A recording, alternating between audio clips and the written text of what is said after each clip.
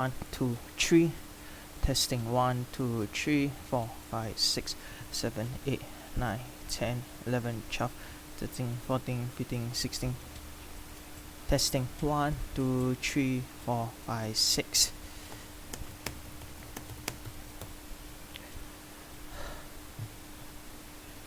Alright, we are up. Fantastic. Okay, we are up. Fantastic. Great. Lovely. Whatever you call it. Okay. Yep, seems to be okay. Okie dokie.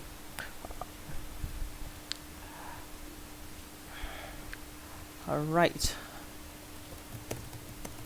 Okay, welcome. Featuring the next match will be Sensei versus Relentless. Okay, do follow the event organizer on their Twitch profile. Do support fair things as the beta of season 11 of Team Wars. Yep.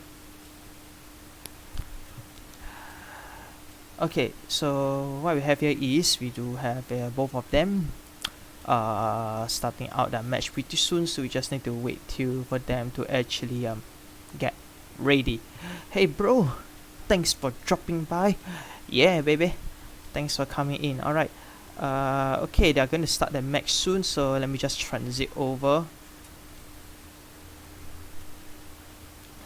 Alright, first up it'll be Sub versus Piyama. Okay, so the match about to begin. Okay, welcome. This is the week 3. Yes, week 3 of season 11, and let us begin the match.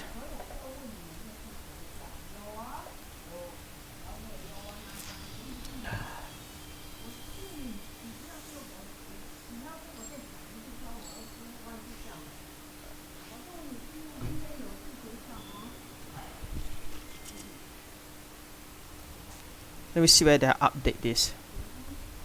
Where's that image? Oh, it's not have an update yet.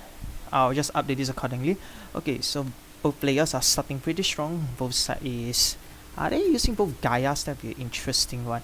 Let me just check through on this. Alright. Oh, magnets. Okay, so we have Piyama using magnets.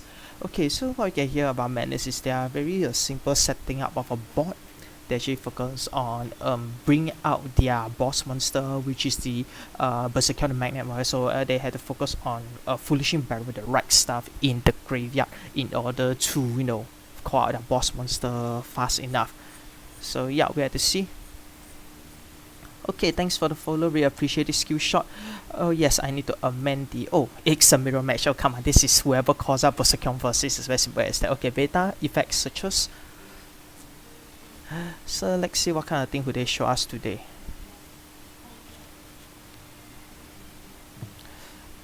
Right.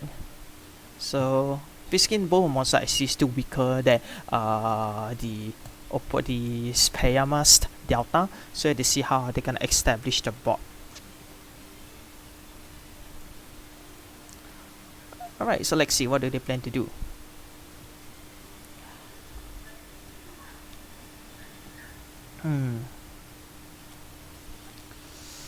Okay. Alright, activating effect.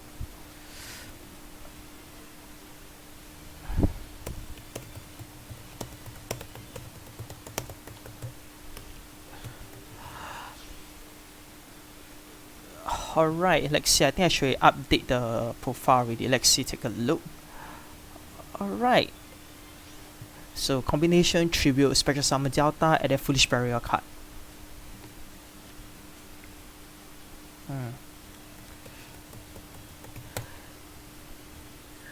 Yup, I already adjusted to the stream elements accordingly. So guys, do support your favorite team, whoever's gonna come in the fray. So both parties, Magnet Warrior setting out the 没有。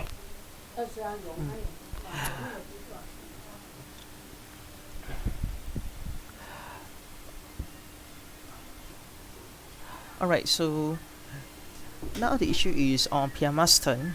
he has few options to either go for X6, but let's take a look at his graveyard. Okay, his graveyard already has 2 components for the Berserkion, so it goes for, okay, standard play. Most of deck actually either play the Malevolent Scene or the Dire Wolf, open and change with Book of Moon, closing the Dire Wolf to prevent them to dump components of graveyard. But the dumping of component really doesn't really matter because we need the alpha in the graveyard in order to establish a board of Berserkion.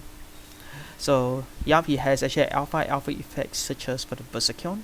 Okay, if let's say with the search for Berserkion, because he need to, the reason why he actually summoned the Dire Wolf is to able to dump his materials to graveyard, so that when Berserkion actually hits the fray, he can banish the material and get rid of his opponent's board. That's why he play Dire Wolf, because Dire Wolf triple itself, destroy the set card. If let's say the set card is actually not Book of Moon, of course that'll be the best. Then there'll be 2 materials in the graveyard. Then Berserkion can actually clear the board because it can actually destroy both the Gamma and Beta on the field and go for game on the face. But the issue is, okay, it's still not sufficient enough, because even if let's say he will do all the steps, he'll be a 800 and a 3000, will be 3k8. And if Shark has any effect like maybe Destiny Draw or in this kind of scenario, it'll be very detriment, and it's not able to repel back the attack against the opponent. So now the problem is, because he don't have the sufficient material, he had to find a way to dump the alpha to the graveyard.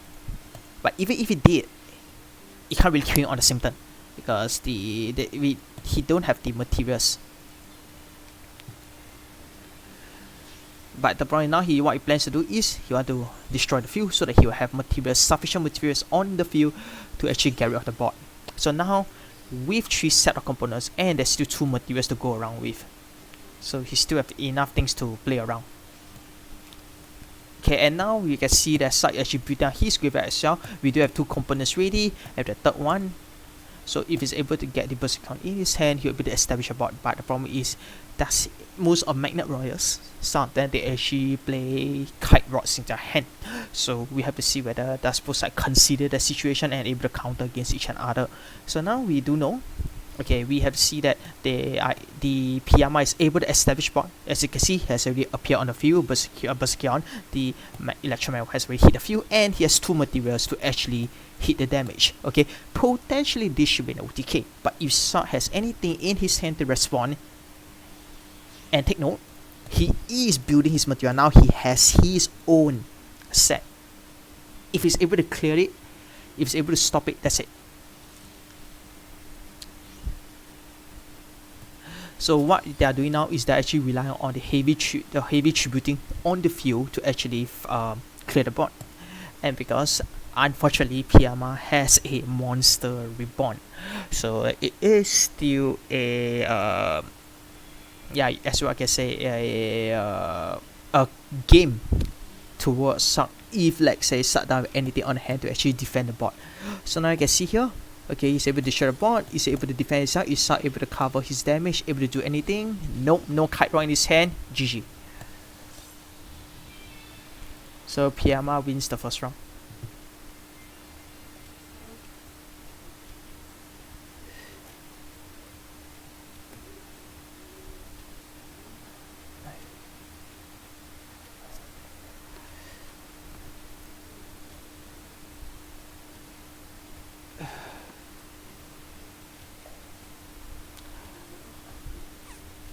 Alright, let's take a look and see is there any way, any situation that the what they call this, the Shark is able to counter, because Piyama had already established the very first game. Okay, so hopefully Relentless, because Relentless did really struggle a bit on their last few games, unfortunately. So they have to actually find a way to turn this around, because this is a crucial moment for them. So hopefully they're able to see a form of a they're able to turn the tide and fight back, I guess. So we have to see what deck is Shark using next to salvage the situation. Hopefully it's able to. If not, it'll be a disastrous situation. Alright, Shark, let's see what deck is he using next. So we know both players are using a Magnet as a first play. Alright, so alright, let's take a look.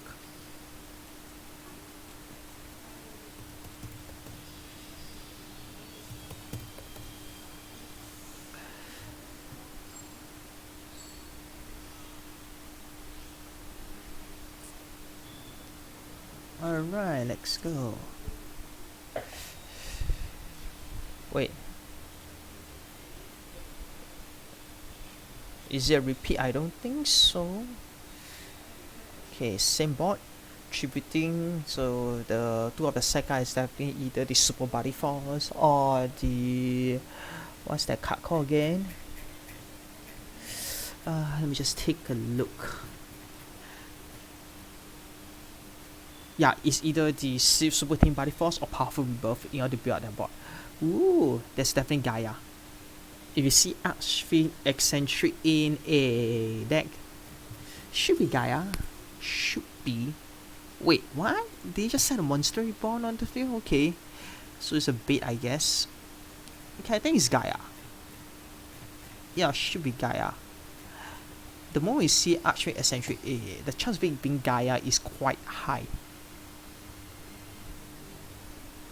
It's quite high. That's how I feel. I mean, it's not, I think it'll be... I think it'll be Gaia. Definitely Gaia. Calling dips on Gaia, actually. Calling huge dips on Gaia. Calling it. Alright.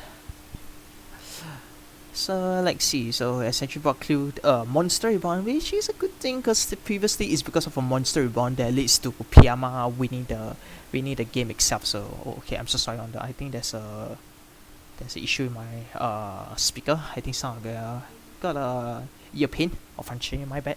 Alright.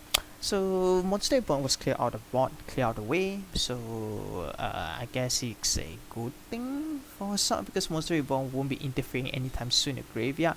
Mystical Space Typhoon. Okay, so how bad is the hand? Okay, nice hit. Okay, definitely Gaia. The moment you see Gateway of Chaos, is definitely Gaia. Alright, so hit on the Floodgate Charger, searches for the Soldier Gaia, the Fierce Knight. Dragon Knight's Path, review. So he'll be searching the missing component. Gamma Gaia effect activates. Review Gaia Fierce Knight monster. Soldier Gaia, so he didn't have the Magical Knight, or did he have? This seems to be a very bad hand for Relentless. Okay, he has, not bad. Gaia the Magical Knight has Gaia the Magical Knight. So he's able to build a board with the Curse of Dragonfire because both of the Sekas are gone. Curse of Dragonfire able to establish the fusion successfully. And if let's say Beta is not able to counter, it'll be a very tough situation. Of course, does PMR have a Cairo in his hand? That one is anybody's guess. Alright, so Gaia, the Magical Knight, if he hits shield monster, if Beta doesn't chain, that's it. A 3k, then we have the Soldier Gaia on the hand to actually do the final blow. Not exactly a final blow, he still has some HP, some life points left, so it's not a kill. Alright, so Flourishing Barrel, one component of the Alpha and Beta the graveyard. Now we're missing a Gamma. Alright, so go for Battle Phase, Gaia the Magical Knight Dragon goes and hit against the Delta and doubles the attack. So it's gonna leave it as that because he can actually target one counter view on the mini phase to destroy it, and he actually loses 2k6, so to him it's not a loss. Alright, so he has the component, he has Gamma. Nice one. Okay, so he has these two. But take note, he do have the Soldier Gaia the Knight, Soldier Gaia the First Knight in the hand. So he can still find a way to throw around with the Berserkion if let's say PMR do have the Berserkion in his hand. So now we're established to see you in both side party who is able to bait out the effect of Gaia, to bait out the effect of Soldier Gaia, because now we already see PMR has seen that he has already added Soldier Gaia the First Knight in his hand right now. So knowing being in the team of Kashishi here, both parties should know, okay, they have to take into account the Soldier Gaia the Fierce Knight effect to actually change the monster defense position. So it's a fine way to get past it. Alright, so goes for Gorgonic Guardian, straight away attempts to use the effect on Gaia the Magical Knight of Dragons. Because he need to build his graveyard, as you can see right here. Because actually it's a very cunning strategy, because if let's say the Gaia the Magical Knight of Dragons respawn by destroying Gorgonic Guardian, you actually establish the material in the graveyard. But if it doesn't, the material is gonna still end up in the graveyard anyways. So what should Sa do in order to mitigate this situation? Because to destroy or not to destroy? Because if he doesn't destroy, he detach, the material definitely enters the graveyard. That's for sure. It's definitely entering the graveyard regardless. And take note, he already have Piyama already have Berserkion in his hand right now. So tough call, really tough call. Yeah, sorry, someone is supporting Relentless. Alright, so still destroys the monster. Smart move. Okay, because he need to prevent monster from being prevent the Gorgon Garden to be on the board. It's a threat on the board right now. So, but now as you can see right here in his graveyard, at the moment we do have the components. Look, he is special summoning components for Berserkion, and still have 2 materials left over, and we still have this Berserkion ready to dish out fatal destruction against the opponent. So what does how will Sat respond? Okay, because obviously the Sat still PMR still have to actually banish to destroy the Gaia. Destroy. My guess will be the fuse spell. High chance will be the fuse spell. Yeah, he actually gets a fuse spell. Destroy spell and attempts to go for battle phase. I guess because I mean the Gaia the Magic Knight is a 0 attack. Because he definitely knows that because he has the the Soldier Guard First Knight in the hand, because it was added by the effect of Gateway of the Chaos. So the most obvious move we'll be using, he'll just attack it straight on the face. Alright, so counter Rex using Soldier Guard First Knight effect to change the battle position of Berserkion to defense version, saving the damage. However, what I can see right here, defense of 2k hit, Soldier Gaia, it's not really gonna do anything. Okay, so now he has to actually trigger itself to search back another royal monster from the deck, from the deck to hand. Okay, so actually searches for the Black Luster Soldier. Does he have the material? Does he have the material to do it? Alright, special summon back the Cursed Dragon, Cursed Dragon by effect, Yugo Shokan. Goes for a fusion summoning. Alright, I think this game is pretty much set. Okay, of course, we need to see whether Sat plays it correctly. He has to play the game correctly. Alright, what he should be doing. Yeah, he shouldn't be attacking the Berserkion. Should banish. Alright, for some reason you have to place the Gaia, the Dragon Champ, the Gaia, the Magic Knight Dragons in defense position. Is this a quick effect? It's not actually. Alright, so what I can presume what PMR is planning to do is actually to prevent a Destiny Draw shenanigans. Because Duel Links 2k6 enables PMR to go by Destiny Draw, and of course maybe establishing a bot again. Alright, unfortunately the Black Luster Soldier actually banished the Berserkion. So as a result, Berserkion can't really summon its components. But now, our dear PMR is actually desperately dumping the components needed again to attempt to, summon back a Berserkion if he have it in his hand. Of course, now the thing is that there's an advantage for Black Luster Soldier, because he can either choose to go for a double attack to quickly clear the game, but he must ensure that the clearance again has to hit a life straight to 0, 4k to 0, with no cash to spend. Because why? Because of freaking Destiny Draw. Alright, because Destiny Draw is very crucial. The moment you didn't deal that crucial damage, that's it. You're gonna be, you're gonna be gone. Alright, so now you can see Sat should be able to clear the board instantly. Because we need to know Black Luster Soldier has the ability to attack twice.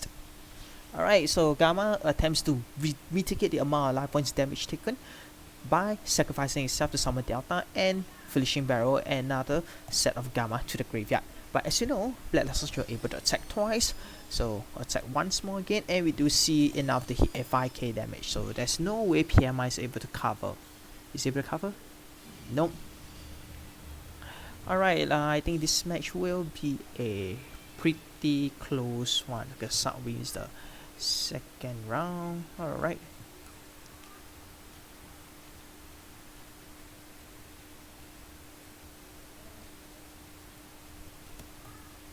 Alright, both are left, one deck each left. Okay. So both score is 2-1. Alright, I think this match will be pretty close depending on the scenario. Should be pretty close.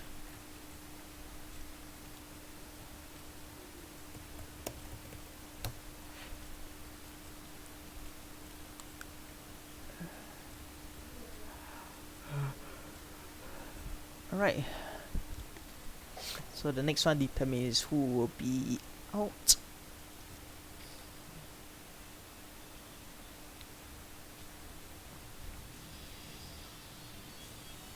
Okay, Harpies.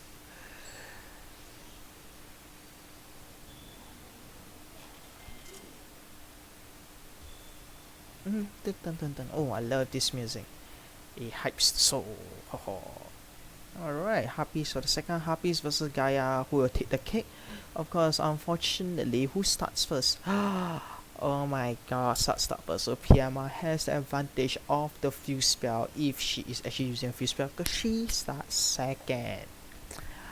Alright, so pretty crucial right now because Piyama, lucky for Piyama, she starts second, so she's able to, use the hunting ground more efficiently. Of course, provider side actually allows it to push you. Now the problem is, okay, so this is pretty slick. Galloping Gaia attempts to establish the board. Alright, so he's pretty smart because he what I can see here is presuming trying to special summon the Gaia, the Mexican Knight of Dragon champion onto a field on the very first turn, so that at least if there's any shenanigans ongoing with the field spell popping the board, you can actually use the effect to destroy the opponent's hunting ground to mitigate the damage. Actually kind of smart, yeah.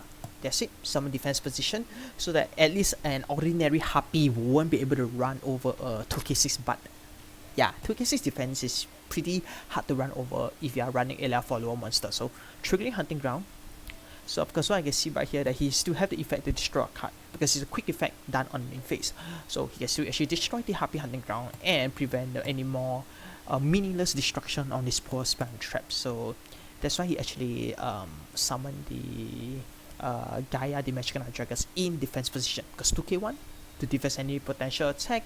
Hunting ground if activate, so is Gaia going to chain to actually destroy the hunting ground?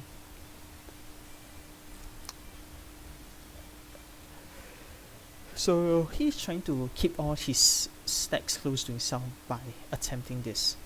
Okay, Galloping Gaia cannot leave the field. Alright. Alternative, he actually has an MST to actually destroy the Harpy's hunting ground. Alright, fair enough. So he still have the 2k6 to actually rack against any monster that may come his way. Alright, fair enough. Okay, so he actually not giving any chances at all. So, oh, Book of Moon. Yep. Yep, didn't see that coming, huh? Yep, Book of Moon, close the Gaia, so Harpies, Channeler should be able to go for synchro summon unless he don't have a Harpy in his hand. Of course he definitely has Harpy in his hand. So discard Perfumer, so he'll either summon the Perfumer, okay, summon the Perfumer, Perfume effect, search for the Egotist or the Harpy Feather Rest, depending on the situation. Okay, so it's for Harpy Feather Rest because he do have because after his synchro finish he do have the components to recycle. Yeah. And attempts to bounce back the card. Okay. Does he have an Egotist to establish a stronger board? Because if he has, it'll be game for him. Harpy's Feather Rest effect activate. 1, 2, 3. So take note. If he were to draw anything that allows him to special summon any additional Harpies, that's it. Because take note, we do have the Harpies Cyber slash Harpy Lady on the board right now. Alright, so it depends. I mean, he could have bounced, I guess, but he didn't choose to bounce. Yeah, he didn't choose to bounce. Maybe he's worried that he didn't draw the component that's needed. Yeah, it could be that way. Yeah, he just go for a safe measure. So he didn't draw the components needed. Alright, so you're Gaia. Alright, or you could see that coming because of the effect of because we do have you still can tribute a face down Gaia, the Mexican Dragons, to actually special summon. So he apparently actually did see that as a Soldier Gaia. So Sugar if it tributes itself to special summon another give me a guy the magical knight on the board, I presume. Hey Spartius, how are you? Thanks for dropping by, really appreciate it, thank you. Alright, this is gonna be a pretty neat match, I guess. Okay, Goblin Guy effect. Reviews it, add. So it's gonna go for a board. If the set card is not able to do any disruption, okay, then that'll be great. But now the problem is because our dear Harpy is actually in defense position, a mere curse of the Dragonfire can actually run it over. So now, let's see whether the set card is able to do anything. So Space Storm with the Curse of Dragonfire, Curse Dragon effect, activate, goes for a Yugo Shoken. Goes for Fusion Summoning. Onto the board. Goes for another guy, the Magic Canal Dragons. And any response for our dear Harpy's Cyber Stash Harpy Lady? So banish a light and dark, and goes for a Dark Flare Dragon.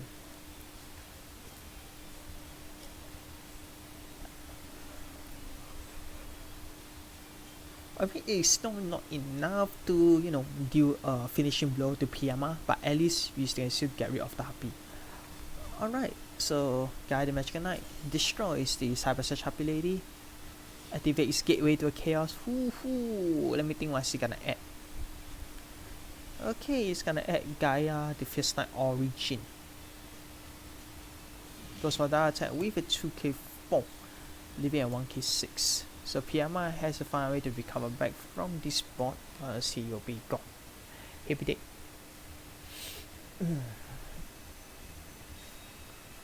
Alright, another Harpy Channeler, nothing to stop. Okay, we do know he has the, I guess at the moment with the knowledge that was saw, we do know that he has the Gaia, the Fierce Knight Origin in his hand. Alright, so Harpy Oracle attempts to add a card at the end phase, Cyber Stash Harpy Lady, Special Summon itself, adding counter, opening Elegant Ecotis, it's gonna bounce back the card. Stash Harpy Lady bounce. Alright, go bounce back on the Dark Flare, so it's able to do the maximum amount of damage in that single turn. And Sa is definitely not able to recover. Definitely not. We do know his hand already, his hand is not able to do anything. Yup, not able to do anything. Okay, Piyama wins. Hit the game on the coffer. Alright.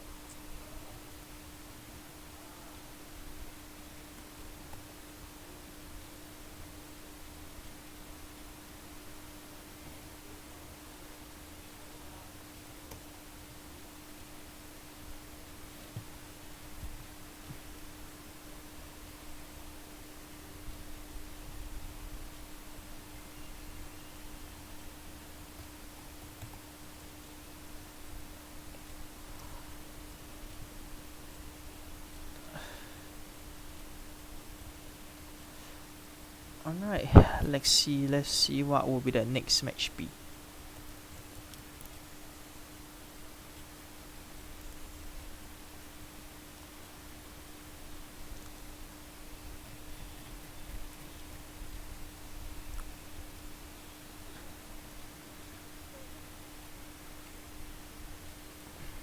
Alright, so hopefully I think this match should be pretty close.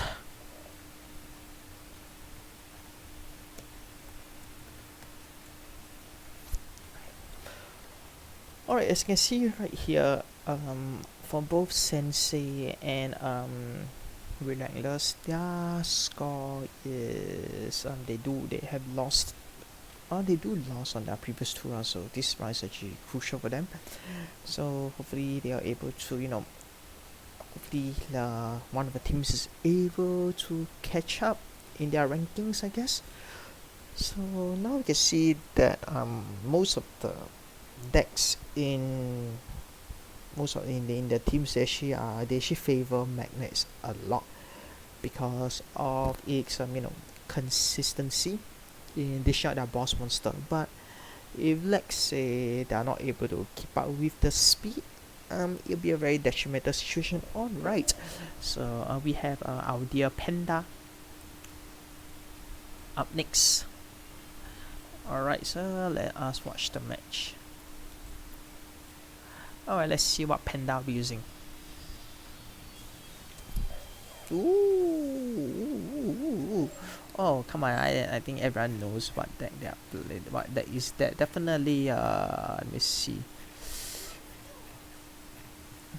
What do I see using it? Ah, yes, the Melodious. Yes, definitely Melodious. Should be Melodious. Yeah, even the sleeve state is Melodious. So, all right, Mr. Panda, let's show us what you got.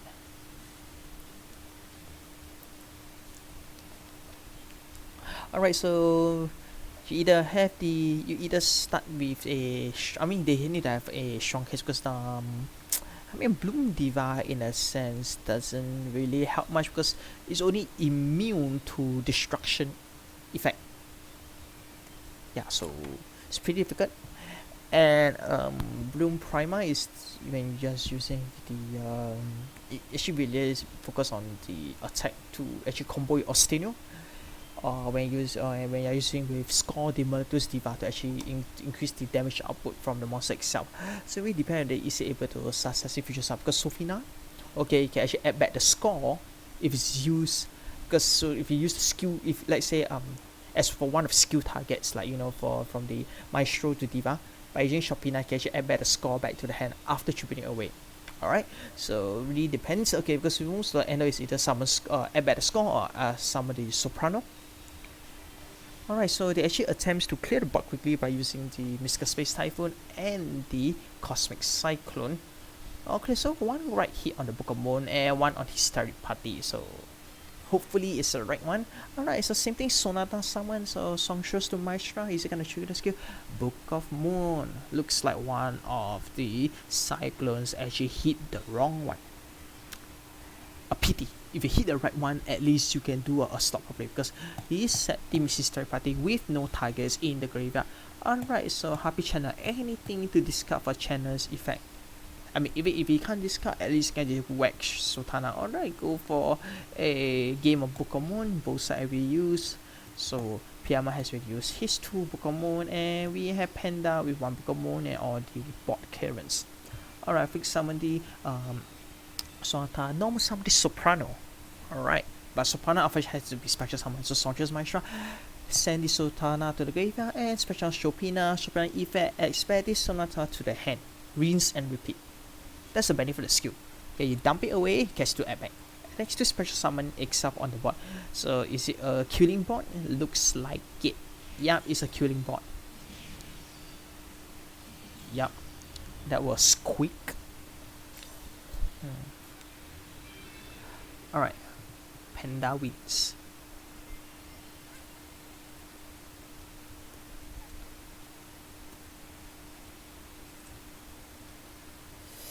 Okay, so who's sends out next?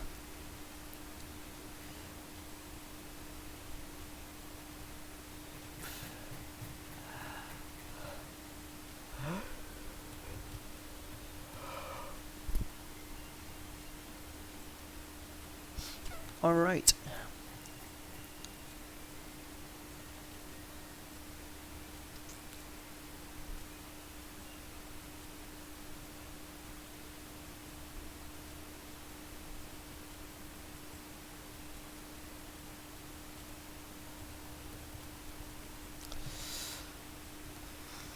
Okay, so Mr. Panda using Melodious on his field, and let's see who will the next matchup be. From Sensei. Alright, score is still neck to neck. Quite balanced out so far, so anyone could win this match. Anyone, like I said, anyone can win this match. Like we will probably, I think this will be lasting for quite a while, so y'all guys just sit back and enjoy. Thanks for the viewers dropping by and watching my stream, really appreciate it. Alright, let's take a look at the next player that's gonna be sent in. Yep, we do have a few other games going on simultaneously at about 9. So feel free to check that out. while we wait for them to actually pay out another player. Alright, so who's the next player? They send it in from Sensei. So apparently that means there's some discussion going on, because Melodious is something quite tricky to play, because if you, like, say, if your spam trap is able to clear the proper threats, like what happened with the okay, my turn is next in the board. Alright, so both have a fresh start of neither player having any losses. 2-2, both still at their second player, and let's see how it play out.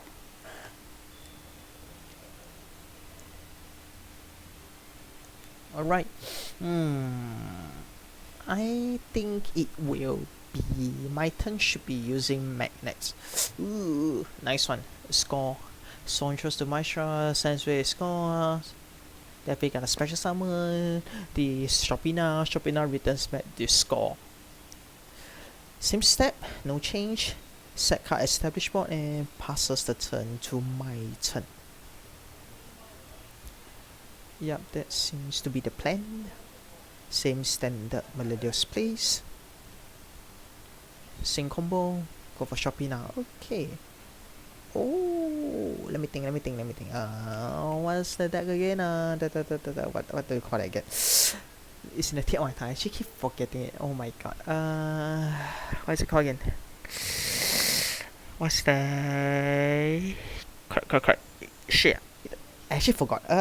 What's it called again? What's the one with the fox dancer? Yes, Moonlight, I think. Moonlight. Is it Moonlight or Moonlight?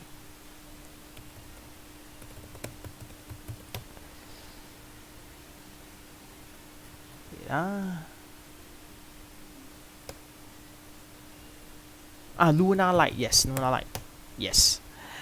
At the tip of my tongue, Luna Light. If you search for a dish, it should be Luna Light. Definitely Luna Light. That's for sure.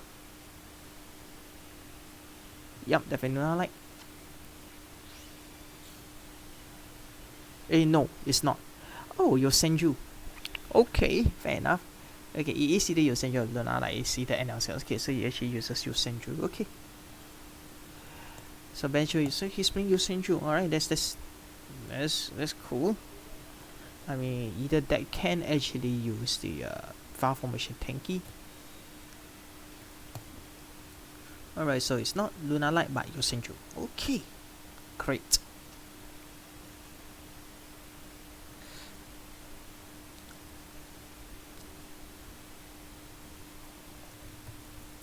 Alright, so Yosenju is pretty straightforward. Play around with spirit based monsters. It goes for the extra summoning. And then both then focus on bouncing an opponent. Back to the hand. Yep, so they should play Tanky for searching, then they play Karma 1, 2, 3, and 1 Ouyang for defense.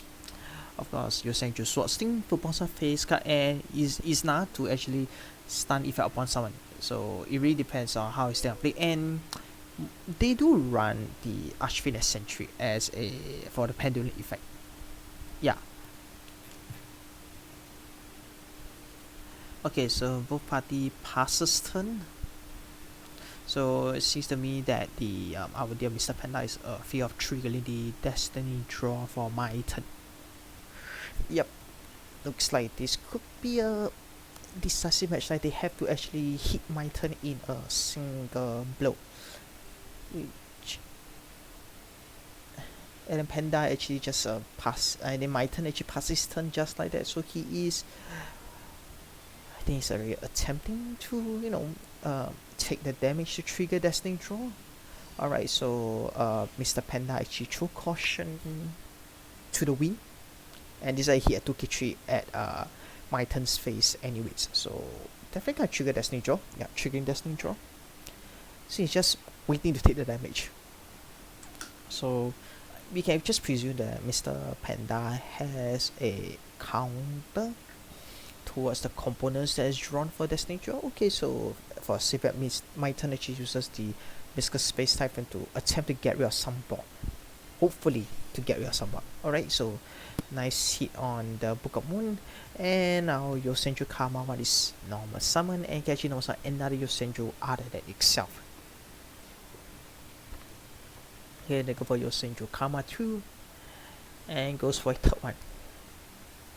If it happens to have a third one.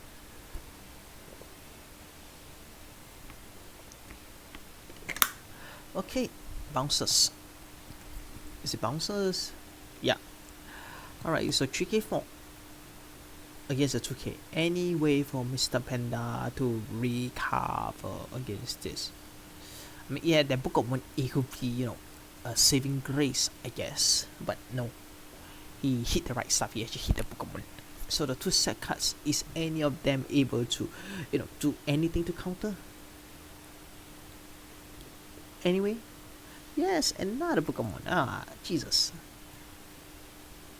I mean, definitely this all the players here of their caliber definitely have 3 Book of Moons. That's for sure. Should be 3 or more, I guess. I don't know. Alright, anyway, to counter the Book of Moon.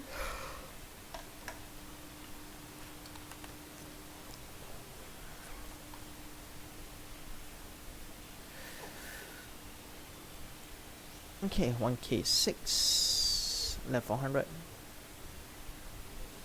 Okay, so Karma returns back to hand, but the Karma 2 actually remains on the field, not returned to the hand. Okay, so left 4 life points, Panda has to find recover back against my turn. 1 monster, so in actually 2 monsters, then minion have 2 monsters on the board to actually clear against his opponent. So 2 Pokemon and 2 of the Cyclones, 1 side. 1 Cyclone only, and yep. Alright.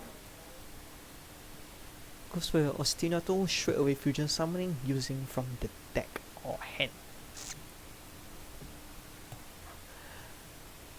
Straight off the board, going straight for a fusion summoning.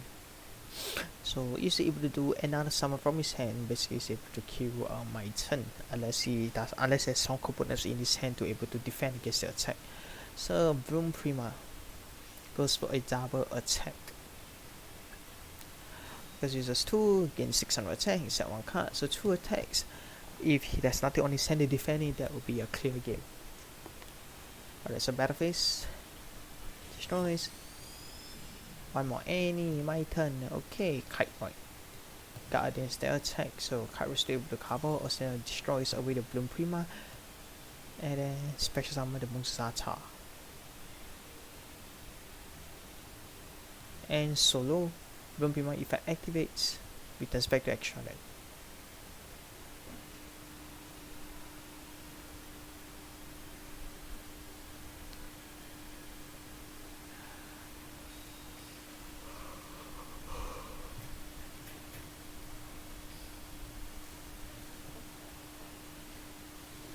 Okay, Mr. Space Typhoon getting the last point. Alright, Mr. Panda is able to clear the point. So he actually recycle what Bloom Prima did is actually recycle itself back, because I don't think there's anything else recycle. Yeah, nothing else recycle. Okay, goes for Shopina, Shopina effect, expect a light monster. So I expect the solo. So he saves solo in his hand and goes for a direct attack, 2 attack slot. 1 Kite Roy, so we do have 2 Kite Roys in the graveyard right now. Interestingly, 2 Kite Roys. Still not able to do the final damage. That's cute. Alright, so now here we exhaust his Kite Roy other than the final Kite Roy, and for automation Tenki searches for another Yosenju Karma 2 and Yosenju Karma 1 in his hand. So 1 summons 2.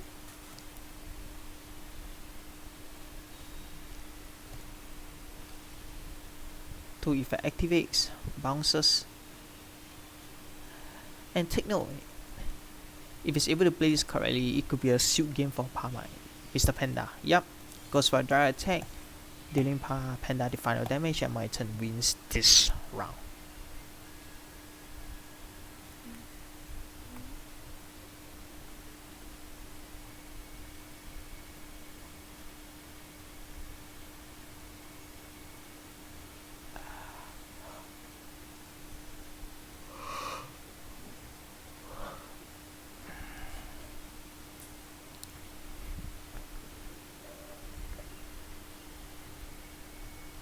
Yep, the match is kind of close out. We do expect we should be seeing this match going for quite a while. Alright, interesting. Okay, so now Mr. Panda do have one deck left. If you lose this one, that's it. My turn will be taking the lead with 2 points ahead. At the moment, it's still 1 point, and we have to see will Mr. Panda able to do anything to mitigate the situation.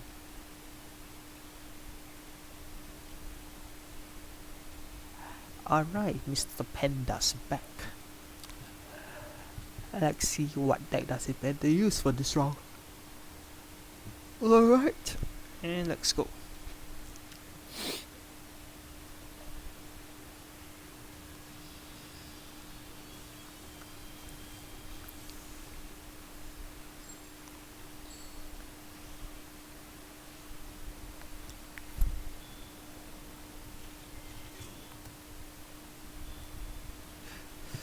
Ooh.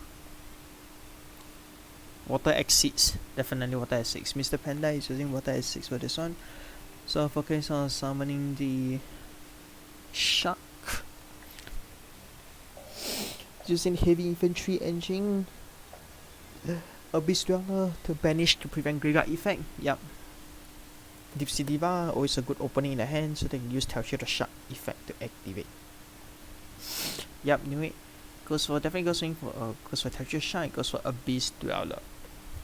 Or unless able to do an extra normal summon. Okay, goes for Tell the Shark, change both to level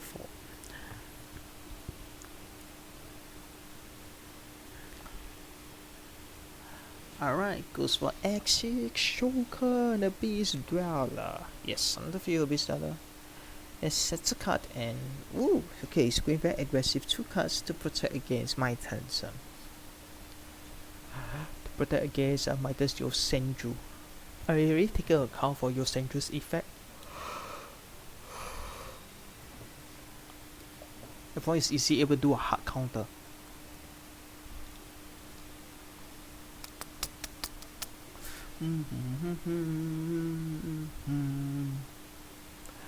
Okay, so set cut. I mean, it'll be those disruptors, those that destroy spell, just MST, Bukomon, etc. There's one they usually play. Yep. Okay, so don't have a single use Sentry in hand. That's okay. Or is he baiting the attack?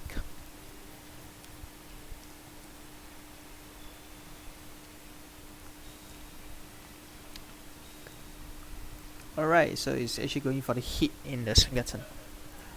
Set card, please. Let that be the trap. If there's any, do you have better face? Alright, is my turn able to counter this? Kite right, maybe. Alright, Sword Sting goes for the Sword Sting with your 2 use engine, so he already counted on it.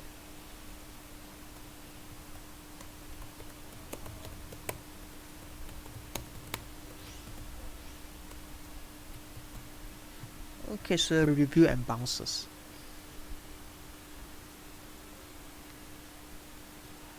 Alright, so choose the cards. Are they real or fake? This 3 seconds you do something lethal. Okay, no, don't have. Oh my god. Okay, so if this guy's okay, treasure trap hole. Empty the board on my turn. Sets a card and okay, so that we done also MSC and phase to destroy the set card. So, alright, so he still uses another Sword Sting to actually bounce back, but now Mr. Panda do have the advantage right now to actually kill the bot. So the problem is easy able to establish back the bot.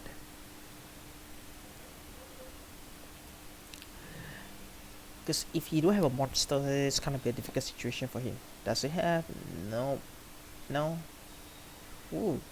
Okay, yeah, he has, because it was the Lantern Marksman, but he didn't anything extra, so you just go for a 1k for Kite Right. Pretty smart, because if he inflicts that special, better damage, he gets his special summon a Lantern monster from the deck. So 1 card protects. Then you draw a crucial component, anything to draw to disrupt another set card. So does Mr. Panda have anything to counter on the set card that my pair is set? I knew it, another MST. So totally anything is bought 1 at a time. Okay, nice hit on the drowning. So now, establishing board, we do have the kite rock being able to defend for one more additional attack. That's my turn. Any additional card to summon deal the extra damage. Or essentially just kind of poke slowly with his lanterns.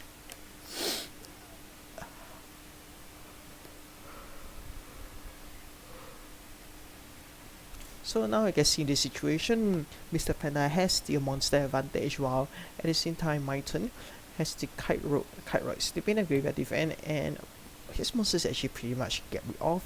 If he's not able to draw any Yosenju components, it's not gonna help. So to take the damage against the marksman, because once you take it, that's it. The control will be established back in Mr. Panda's favor, so he have to actually throw the card right to defend. And hopefully my turns, the cards on my turn draw will be able to change the game itself. If not able to, that's it. Alright, or something higher attack than marksman. Here's to do something with the marksman, because marksman, if the marksman attack go through, he can spare summon another Atlantean C super type monster. The next set card, anything to get rid of the set card. No. So this set card is pretty much safe.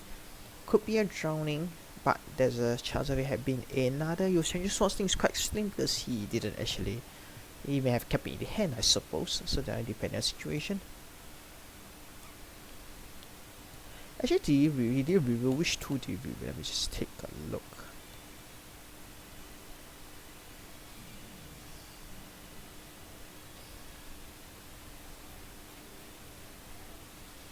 Oh, another card. Yep, he is definitely not letting the marksman effect go through. Because if we let it go through, additional Atlantean monster will be summoned, and yep. Alright, Mystical Space Typhoon end phase. Enemy phase destroys it, attempt to see where can he summon and clear the board. Alright, Yosenju Karma. Okay, being able to beat marksman, but it goes back to the hand at the end phase. 1k8, take note. He need 5 to stop the 1k8. Anything to stop it.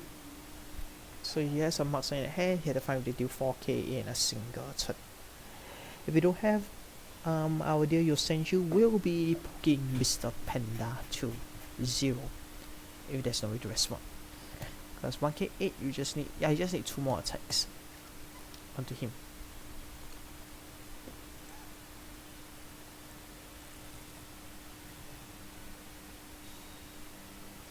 Okay, so sets a card.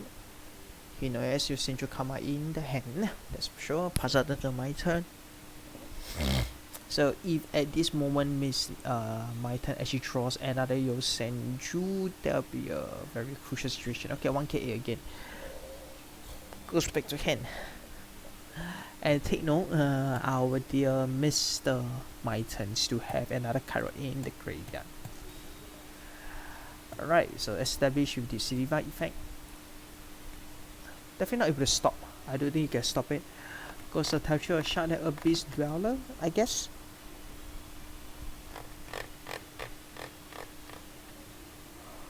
Alright, attack squad.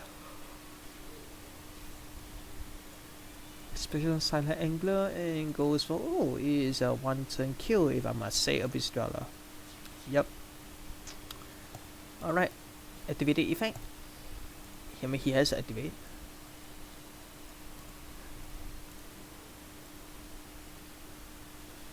Yep, activating the effect.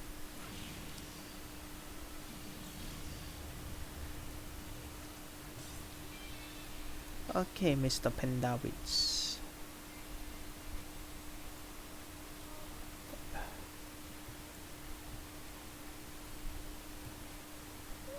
Okay, score type 3 is to 3.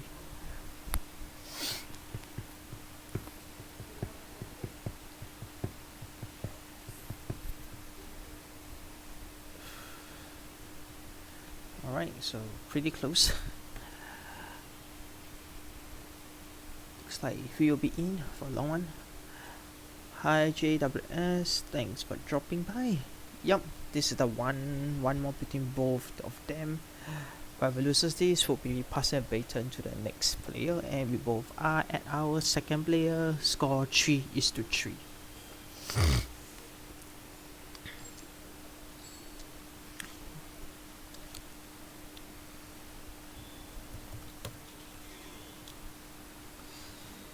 Okay, mirror match. So who calls the shark out? Who calls the X6 out will be the one determining the match. Alright, so both party 1 goes for Abyss Dweller first. Okay, my turn seems to be starting strong because we do have the Abyss Dweller in the graveyard. So any monster summoned by Mr. Panda will be obliterated. Straight away. No chance given. But it's not gonna give Mr. Panda a chance to special summon or do his rank 4 exceeds play. That's for sure. I can bet on it. Mystical Space Typhoon attempts to get rid of bots.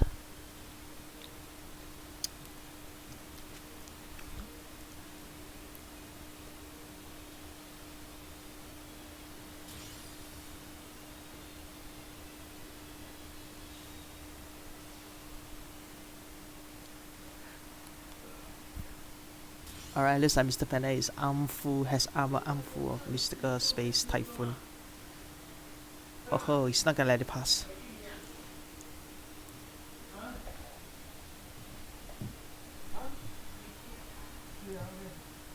He's not gonna let it pass, that's for sure. Because the chance of letting it pass is quite slim. Alright, so is he gonna go for it? He's gonna go for the destruction or nay? Because they do have the extra summon heavy infantry. Is he gonna let it pass?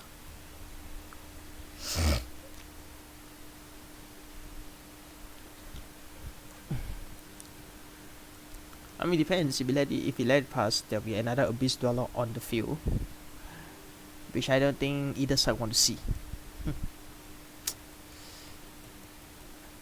Okay, so my turn seems to be considering its option. Alright, Abyss Dweller straight away, not allowing a X6 summon, goes and plummels the heavy infantry.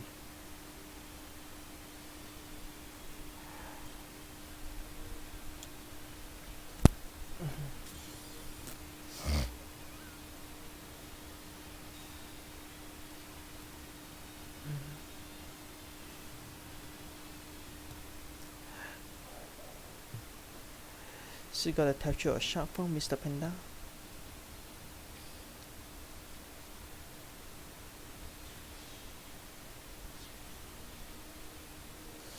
Right, so the Mr. Panda decided to go for the alternative to banish and special summon. Because unfortunately, even if let's say to destroy the extra normal summon from the heavy infantry, still gain its effect. So that's the problem. Because you still gain effect on your turn. Alright, goes for full armor black Relentless.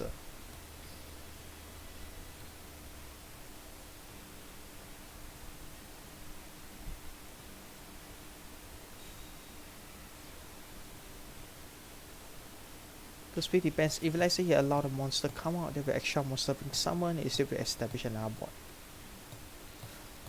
So now on the bright side, there is no components.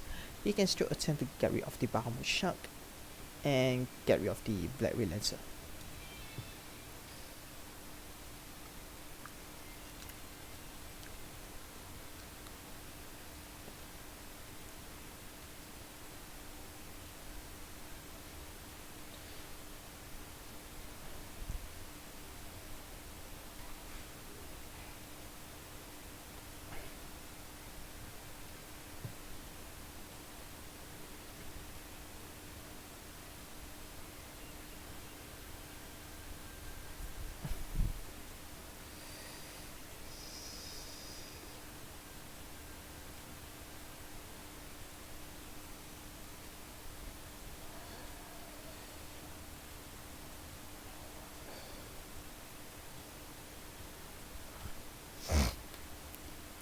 Alright, up next. So Relentless leading by 1 point ahead. So not sure who's the players gonna send in for to take over my turn. Is it Nano, Pet or KDP? Okay, so Relentless seems to be leading by 1 point. Only one, which could subject to change at any point of time.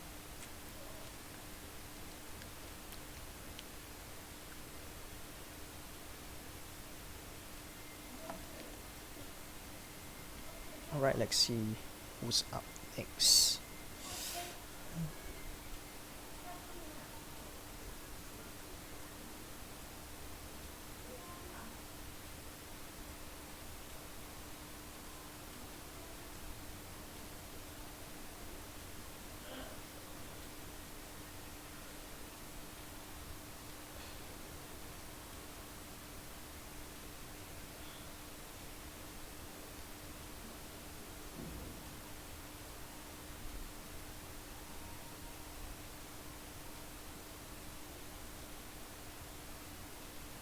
Alright, let's see.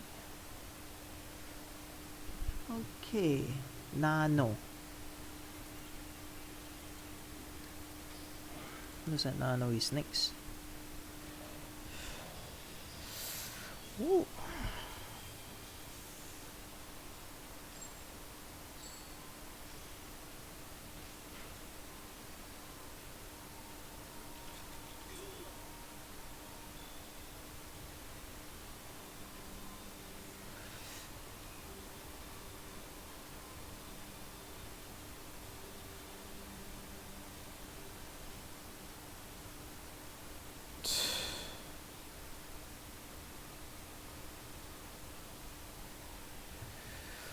Alright, so Ishizu should be playing, let me see, Abyss Actors? Is it Abyss Actors? Do they play it?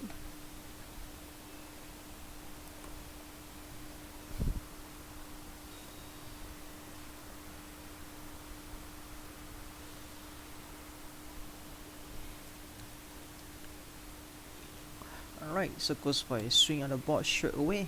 Goes for the shark. Yeah, Bahamut Shark, establish a board.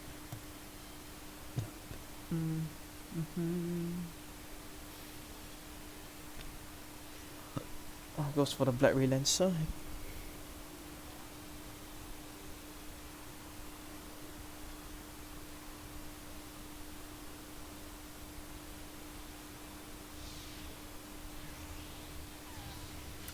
Yeah, full armor Black Relentless straight on the board.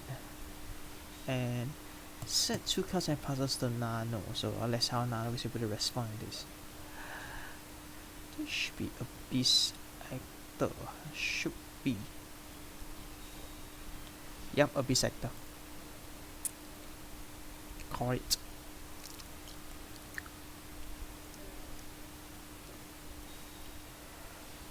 Alright. Sky Iris to destroy the Abyss Actor. Okay.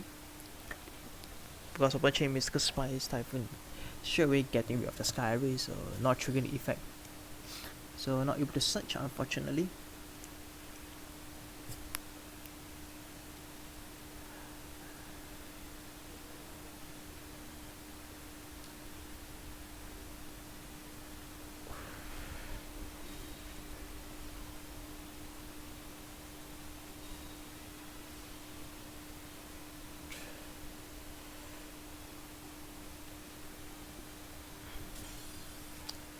Alright, so Abyss Drowner, Rise of Biscuit, destroy away the Wow Hope.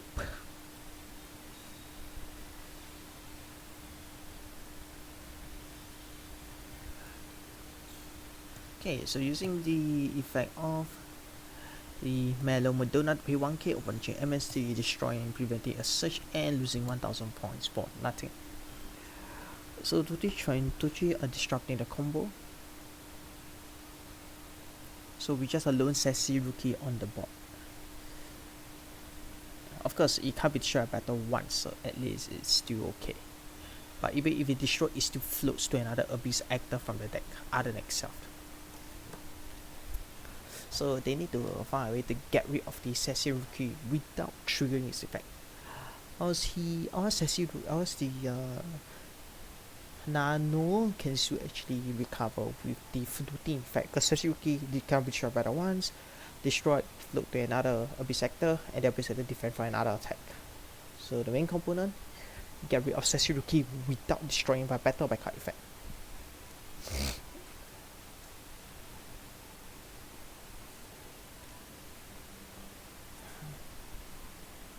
Alright, he goes for battle phase. Okay. Sensei Rookie prevent itself from destruction. Destroy. Sensei Rookie, if it activate, floats into another Abyss Actor. Yeah, so just poof, floats in. Yeah, floats into a Wow Hope.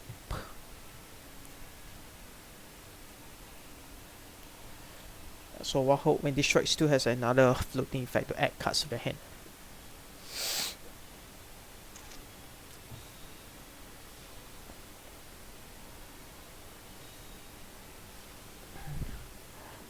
Alright, he has the Ice Pendulum Dragon.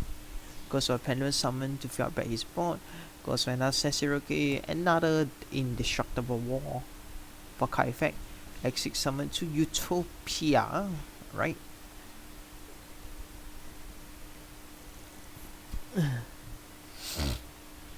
Okay, goes for Utopia Ray. Did he pay the 1000 yet? Yeah, pay the 1000. Oh my god. Right, search and can still trigger the Utopia Ray effect. Goes for Superstar.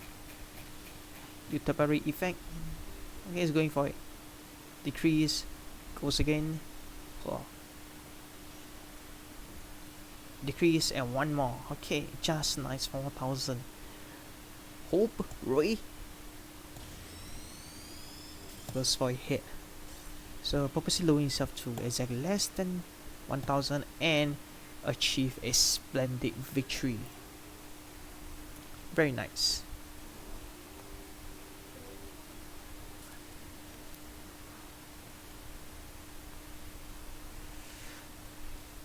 Okay, 4:4 right now.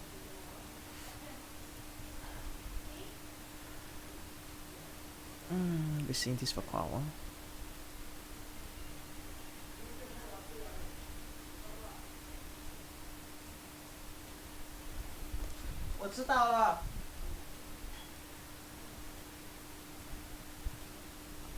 So both sides are currently at their third player, with Nano having a 1 win.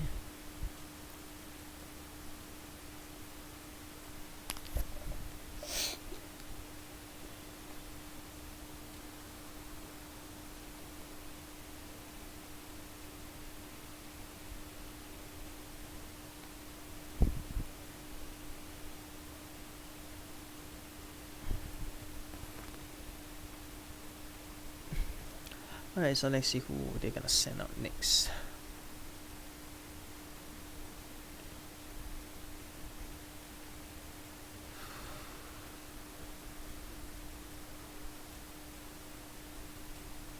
Alright, in the meantime, let's see.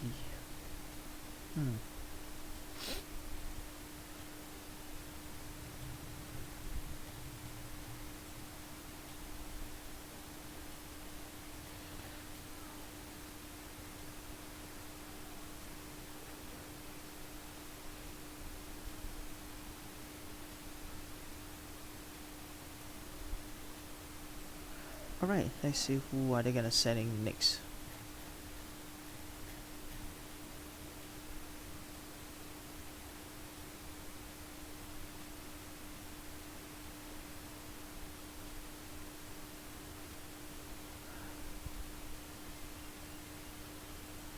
Alright, you just need to wait for a while for the players to establish who are they sending. Let me just check through.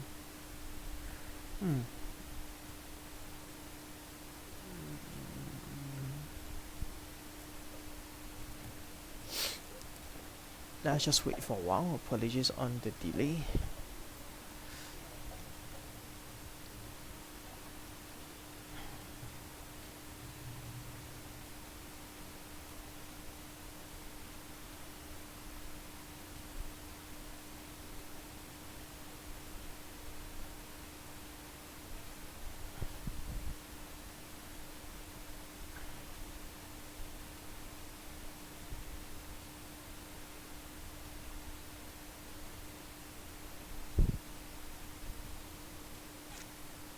Let me just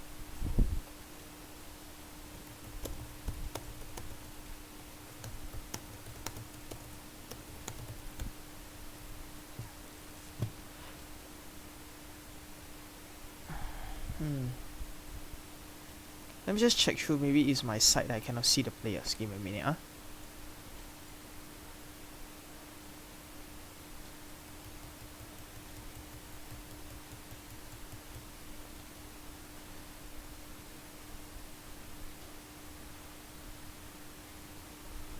Oh, okay. Alright, Saitama is next. Interesting.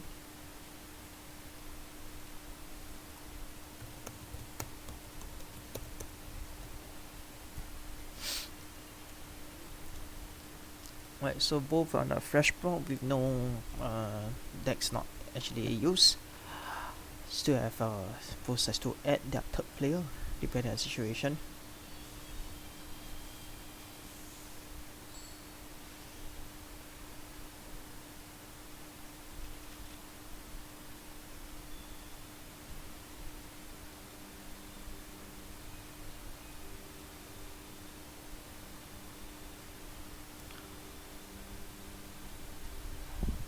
Okay, so Saitama should be using set card, not Magnet Royals. Two set card. Or is it a mirror match of wait, there's not mirror match. Because Abyss Actor they do play Destiny Elvirgelion, but this is setting 3 cards. Alright, so Nanyo goes for a Wild Hope. Sky Iris, Sync combination destroys the Wild Hope, search for the Pendulum. So search for the All Eyes Arc Pendulum Dragon. Wild Hope effect activates and proceed to search for another one.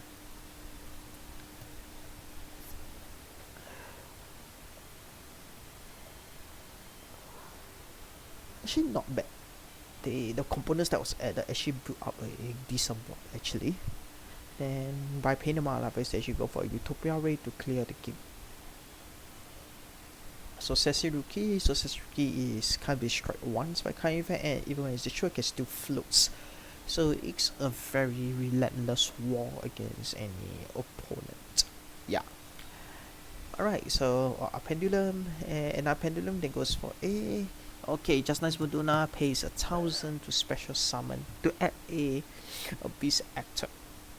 Then you can actually pendulum summon your board onto the field. So it's planning to go on an assault straight away, in a sense. Alright, pendulum hits the board. Okay, goes for Sensei for the Wild Hope and 2 Wild Hopes actually. But whether or not I can clear the board in that one turn is another story altogether. We still can't establish what will the set card be. Alright, Melo Modona effect. Pays 1,000 to search.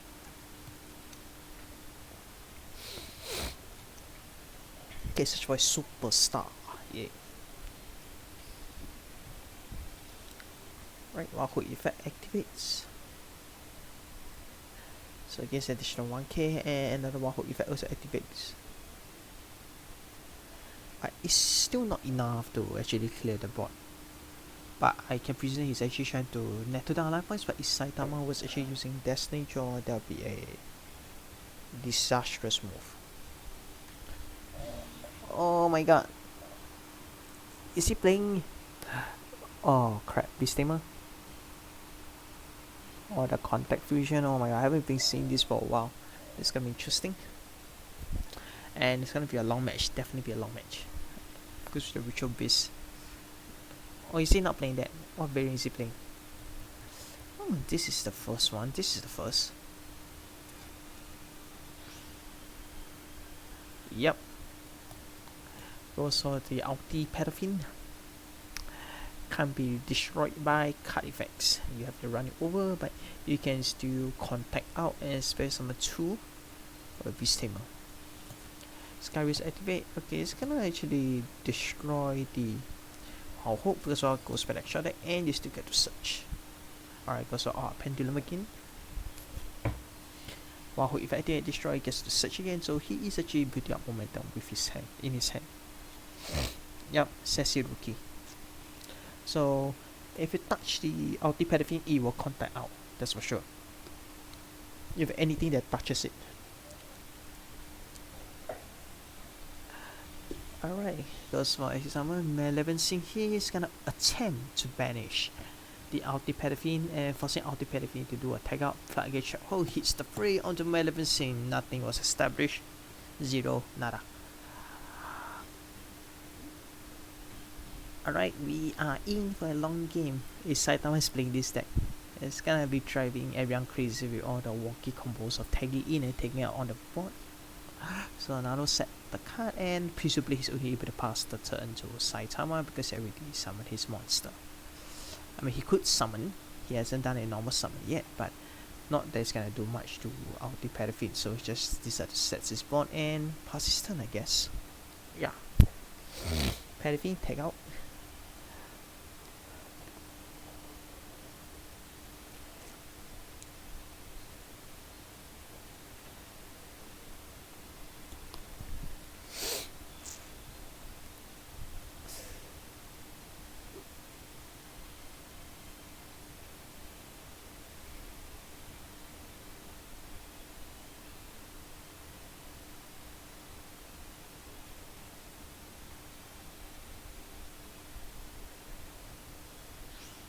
Alright, goes for the ulti Cannon Hawk.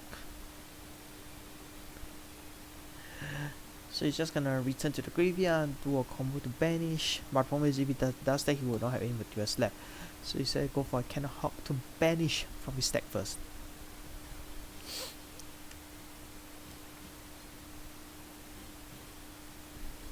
So he's, by banishing, he's able to add them back later.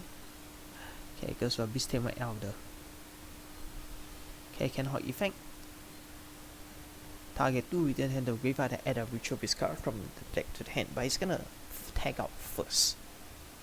Yes, he's gonna tag out. And still can add back. So, instant establishment of his board straight away.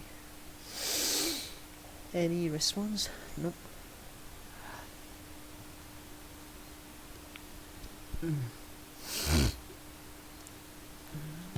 I'm still gonna add back at his trap. At the ritual beast ambush to surely go for a fusion stuff for a contact fusion. But of course, as taking the fact that he has a recharge shuffle, he's gonna just get rid of his monster and prevent him from doing a contact fusion. But the trap should be in the ground, yes. Appeal effect activates.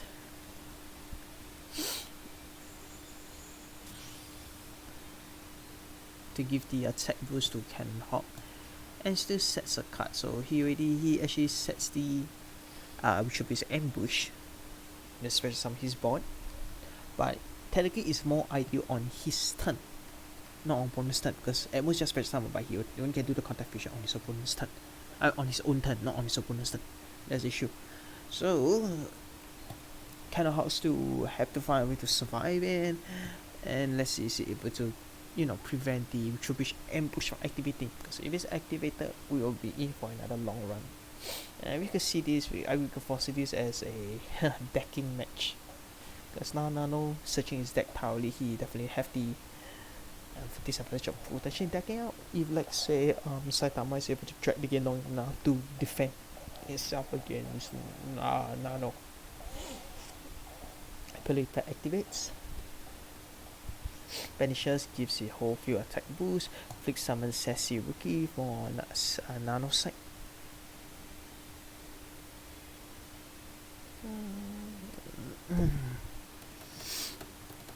And we are still in game 1. Oh, it's gonna take a while. Definitely it's gonna take a while.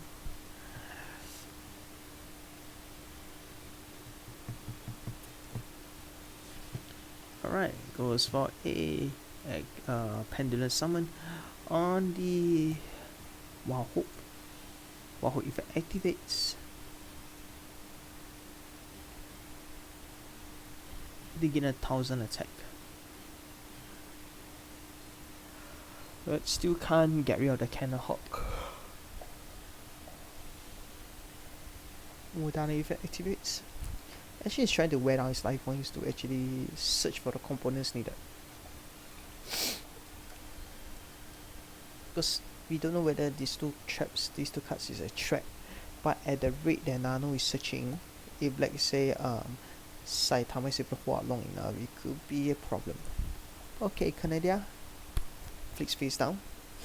Book of Moon flicks another one face down. So he's not even allowing Nano to actually touch any of his cards. Yep, sometimes you can see the Beast Tamer being a wild card in the game itself. Establish a strong board, banishing a card to add back later, or even add back the graveyard later and do a contact fusion. It is the same play style. Okay, contact fusion. Because so I cannot effect activates. Target 2, return, then adds, then contact out, and special summon again. Yep, same shenanigans. And still do lethal as well.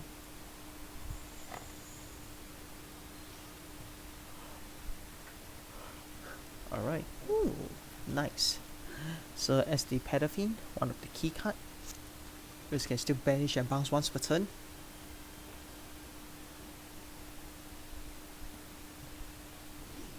Because normal summoning, contact comes back, you just special summon once, you can do the effect twice. Because it's not once, it's not a hard once per turn, it's a soft one per turn per card.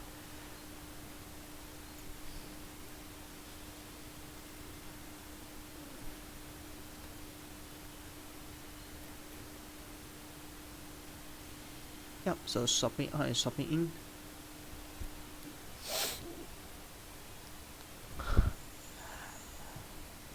Extra component needed.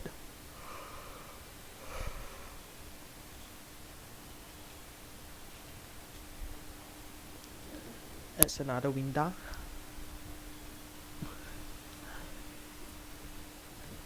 So what he tends to is just considering building back his monster and building back his board and adding a component spec and go for contact in and contact out, contact in again and goes for the Pedophine, and he's gonna just end his turn there, that's for sure.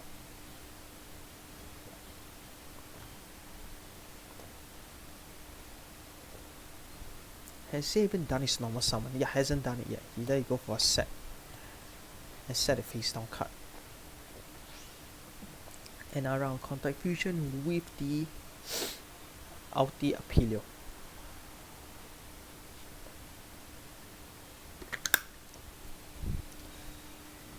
Miska space number on his set card down by Nano. He's down with the counter. Okay, because this could have been set. Okay, so nice on a moon, flick summon, but none of this can destroy. Able to whack any of his monsters at all. Zip 0. Not able to do anything at this point in time. I mean, even if he does, he will just contact out again, so it's not really gonna help. Like any effects that lingers will be contact out upon once the effect has been triggered. I mean, he could do this, no problem. But it's gonna contact out, that's for sure. Yeah, contact out, dodge. Goes for Winda, goes for actually 2 Winda. Yeah. Appeal effect also contacts out, goes for another Winda, another Winda.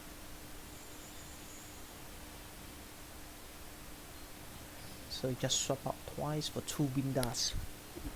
The Winda being destroyed gets buried somewhere, another Ritual Beast monster from the deck. Okay, so have a slight more and a floating effect.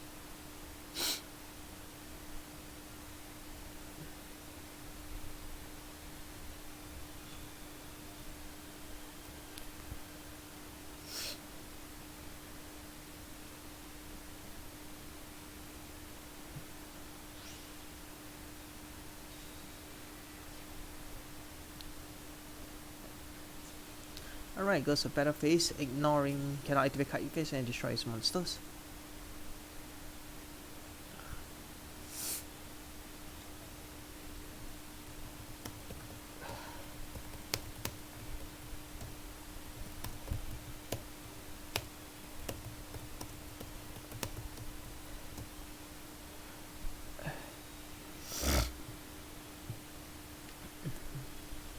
Alright, appeal effect proceeds to contact out, and what he has in his, yes, he has the Pedophine to bounce back his monster. Yeah, Pedophine effect still can bounce, vanishes and bounce, so it's gonna subtly destroy the board from there.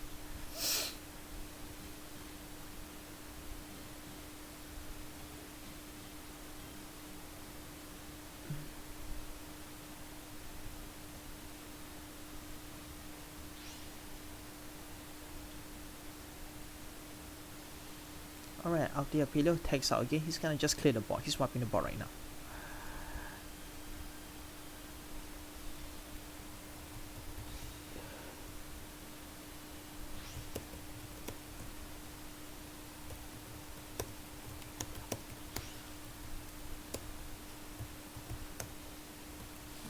Okay, go straight for battle phase.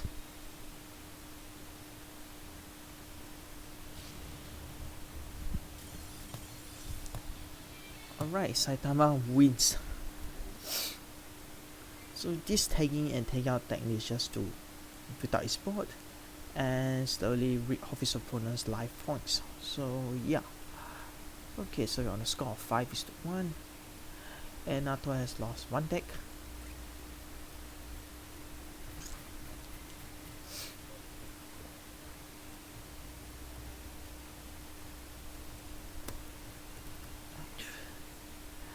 Alright, so let's take a look at what's next. What will the what do you call this again? Nano choose in order to counter the beast tamers. Okay, we can foresee beast tamers will be rogue decks at this kind of gameplay, which is gonna be annoying the hell out of Nano because it's very excruciating and actually tag out and adds back board, etc. So Nano needs to find a way to counter this. I mean, he could play. One general one you could try is water. Okay, he's not playing water. Is he actually trying to set that Excel synchro? I think so. It's only TG that will play. Alright, it's gonna be quick. I hope.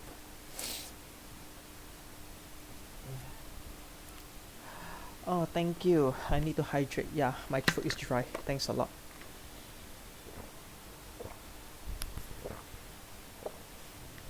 Yeah, hydrated. Thanks. Okay, TG Striker. Goes to use the flight control to swap out. Goes to a TG Jet Falcon.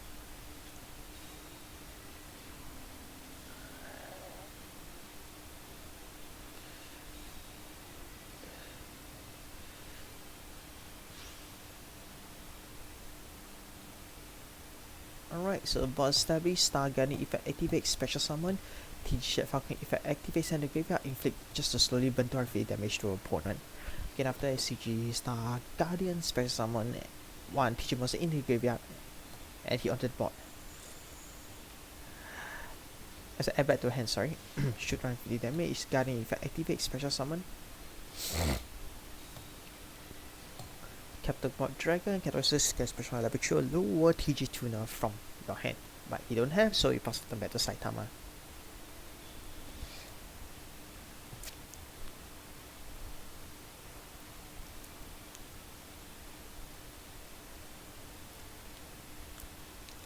So as you can see, the Beast Tamers is able to endure a strong stun against any opponent as long as they're able to take out properly, build up resources, and hit back hard.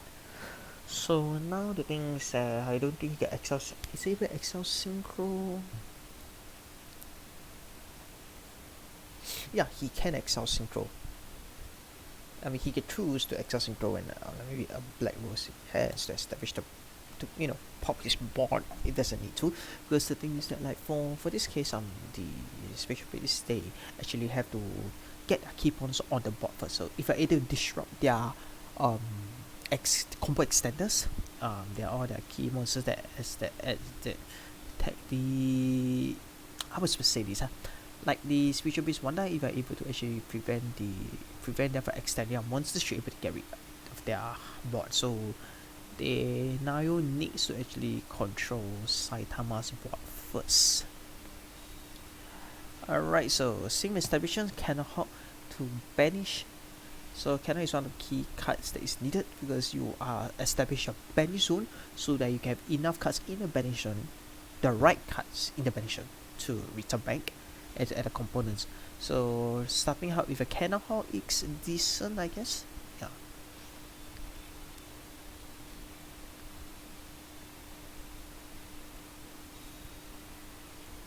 Alright.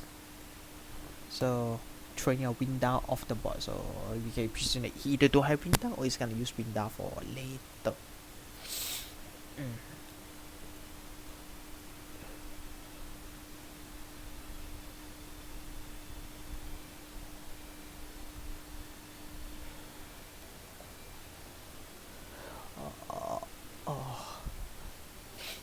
Alright, goes for battle phase, so get rid of one of his catapult turtle and passes his turn. So it looks like Saitama's bot wasn't that strong at the moment. Let's hope they're able to recover back. Okay, Teach Guardian, if Star Guardian effect activate, special summon.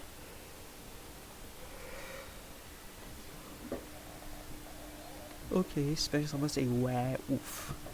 Alright. Okay, goes for a single summon to a Haima the Conquering Bow. Okay, because if he's using a single move, he can make 2 attacks twice. Shisha Sosei, Heartstone, another Star Guardian. Okay, so he's gonna try to do very aggressive attack, and because there's no Seka in response to this, I can represent is something that doesn't trigger. Upon summon, Star Guardian if activate, takes the catapult total and special summons it as well. There's an extra hand, so he's gonna special summon.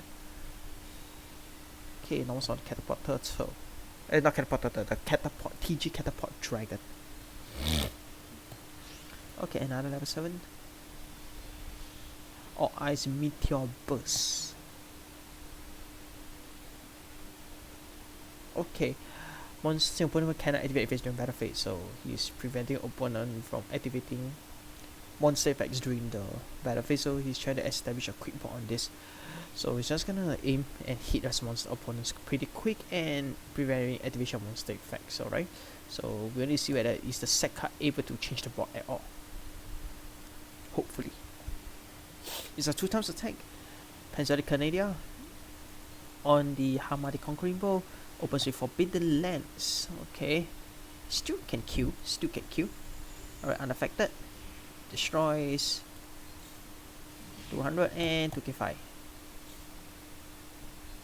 Yep.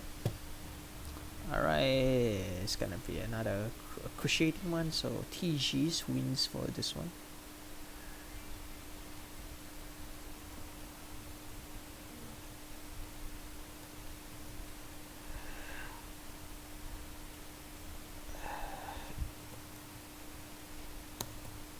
Okay, so we are tied 5-5.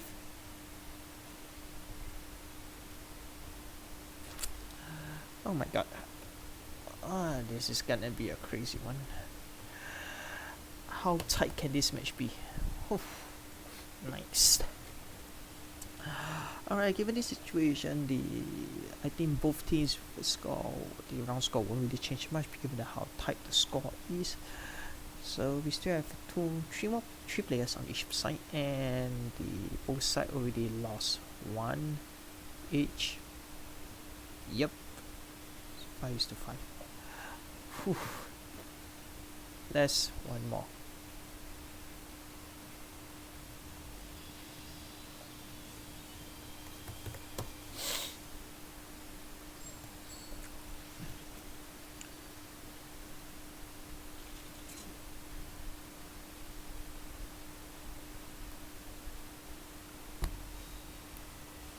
Alright, tanky. Such as effect. Wait, what is Saitama using? It's the same sleeve, but what is he using? Gaia? Maybe?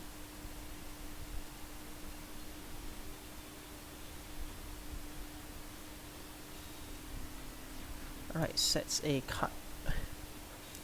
Puzzle turn back to Saitama. So Saitama, what does he plan to do?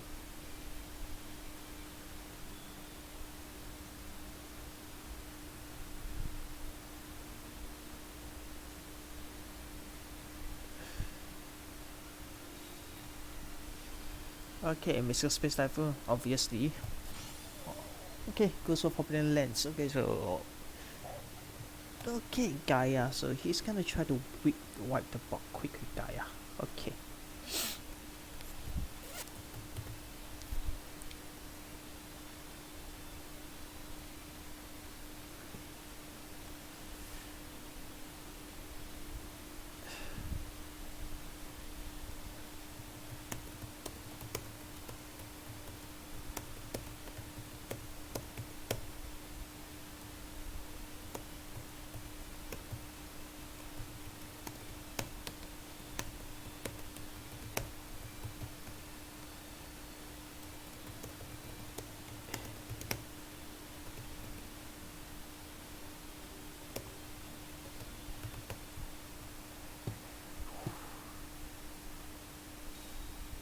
Right, so searches the component, returns back, jumping guy effect triggered.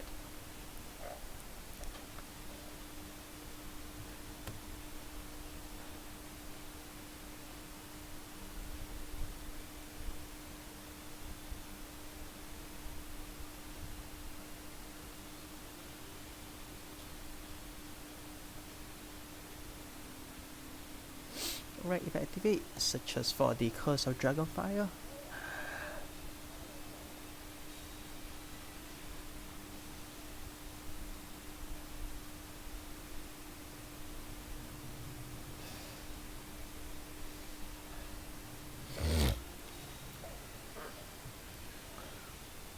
Right, he says she plans to go for a fusion summon.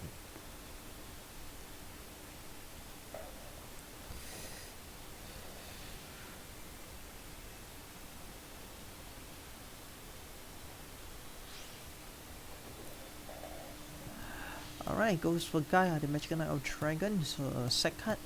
Definitely know it's one of the TG stuff. Yeah, if I activate, destroys the monster. Okay, goes away, destroys already the werewolf. Okay, but it's able to clear the board this turn. Goes for Battle Phase 2k, 6 throws a Forbidden Chalice. Hey, that's smart. Negative effect goes for a 3k on the face during the damage step, and reviews goes for Soldier Gaia, clears the board. Yep. Anything defend against that? Anything? Nothing? None. Right.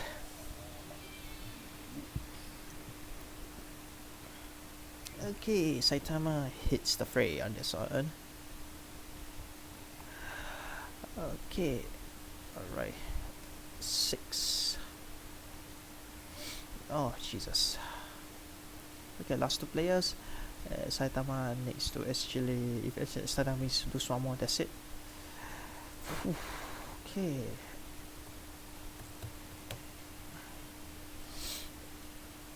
Alright, KDP is next. Let's go, that's fast. Yuto! Yes! Finally! We see Yuto! Yuto! Yes! Alright, KDP, show us what does the new Yuto has to do. Oh my god, this music. Phantom strategy if it activates. Oh my god, I love it. Alright, goes for just dumping a 7 Phantom Knight at Fog Blade to the bottom of the deck. Just search for the Ragged Cloth to the hand. Okay, summon the red gloves. Because it's gonna be the board established this X6 summoning and increases attack by 1000, and most of them consider Foolishing Barrel your Phantom Knights to trigger the effect. So now banishes special summon back the Phantom Knight of the Asian Cloak.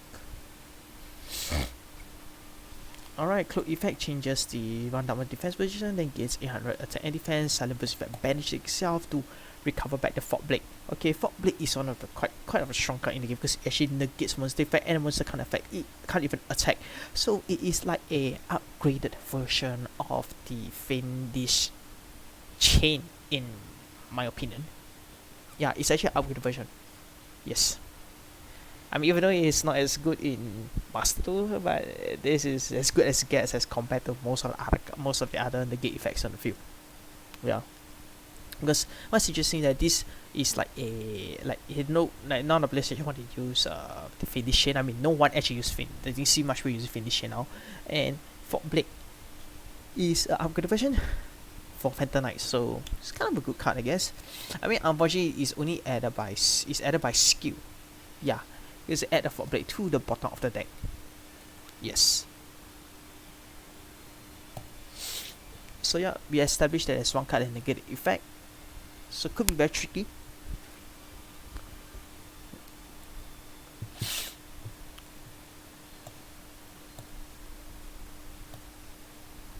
Nice, we get to see this in action. Not bad. Alright, so how is Saitama going to respond?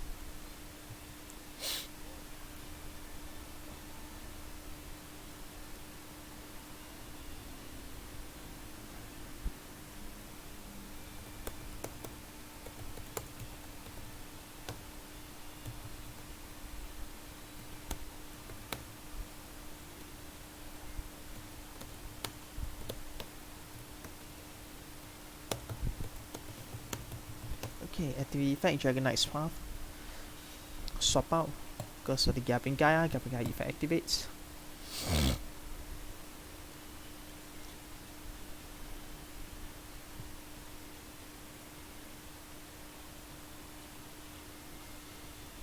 Goes for Cosmic Cyclone. Aiming for the Gapping Gaia. Okay, smart move.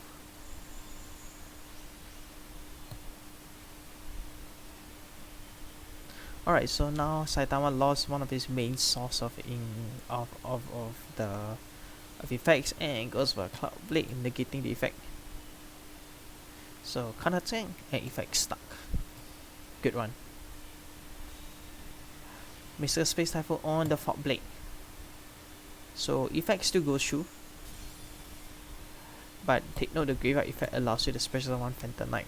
So they had to finish this quickly.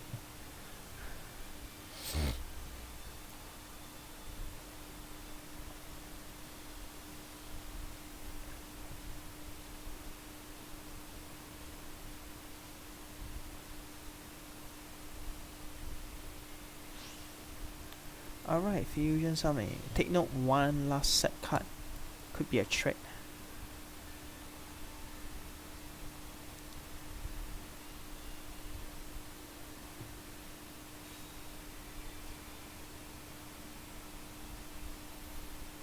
Alright, let's take a look. Battle phase. Definitely getting a Olivia, because you can't afford to get another Silent Boost back onto the field again. Because if it's back, it can be sent to a graveyard and you can banish again to trigger the effect again.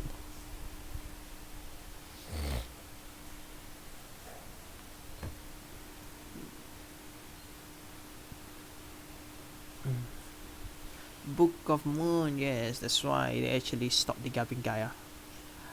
Alright, so Saitama is in a pickle right now. Levy effect, haha, spends another Silent Boots and goes for another X6 Shokan. Like it's just abusing the rank 3 exits. Because once detached, it'll be back to the graveyard. And take note, we still have the Phantom Knight Ragged Cloth in the graveyard as well. And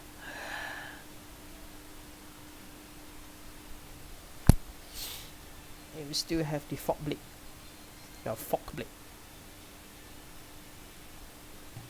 Alright. Axis Shokan.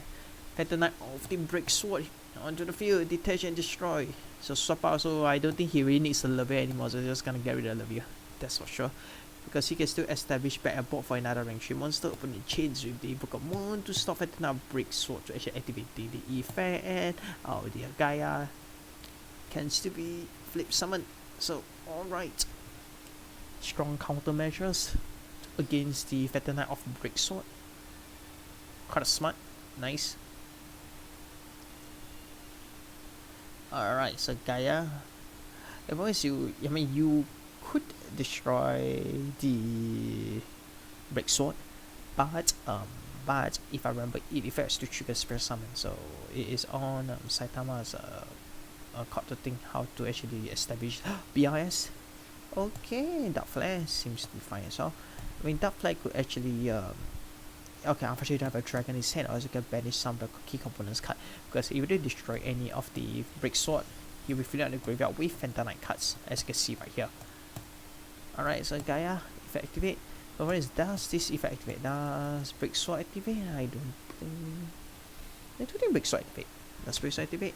No, didn't. It's face down, it doesn't trigger, but you still fill the graveyard with monsters anyway.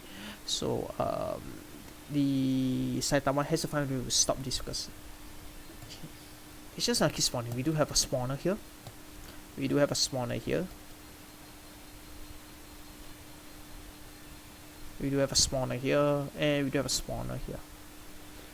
Yeah, more than is components. Like graveyard still got use.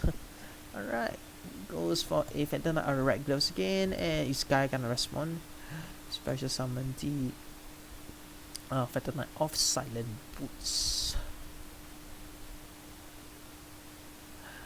Alright, Gaia, sparing no chance, decide to destroy the components, but take in the graveyard effects to activate. Still a few cards that start with trigger effect. Fog Blade effect banishes itself to special summon one component.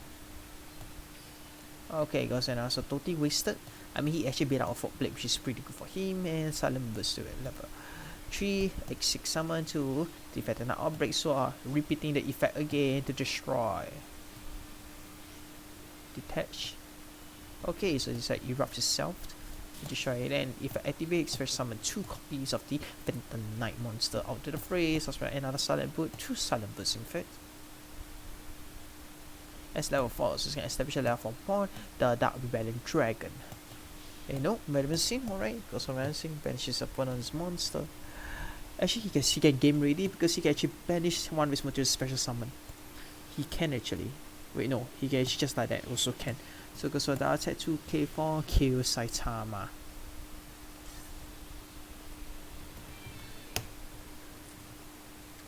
Thank you for dropping by. Unfortunately, I'm bad at Spanish. Alright, Ken actually kicks Saitama off the board. Alright.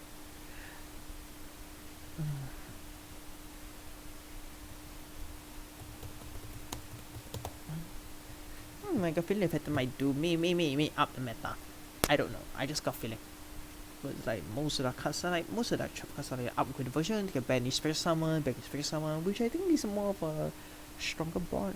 I feel, in a sense, yeah. So let's see who's the next one. Are they sending? Yeah, let me update the score. Yeah. So it's 6-6 now. Jesus.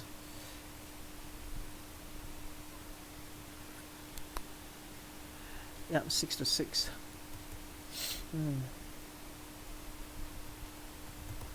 Alright, it's definitely gonna take a while.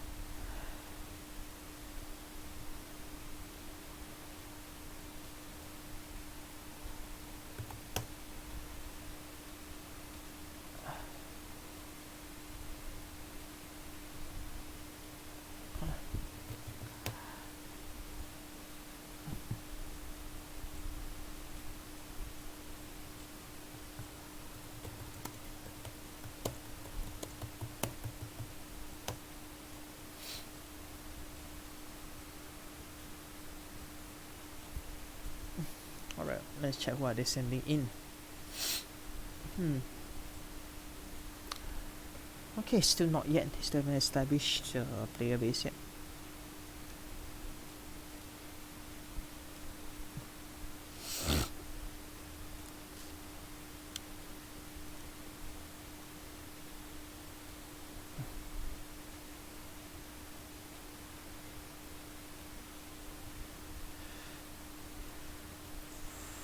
Just check through. Yeah, still haven't.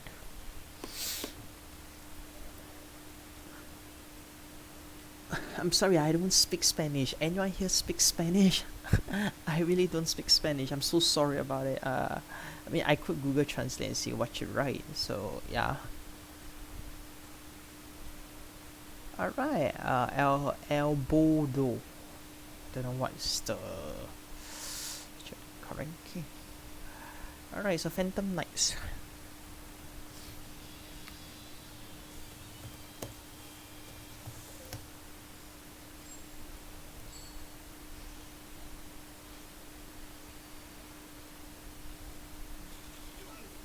Oh, your cell phone broke, that's why you're on this account. Oh, cool.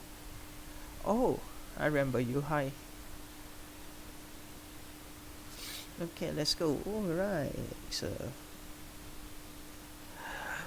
First Moon Albodo uses the what they call this again? What they call this again? Ah yes, the Melodious.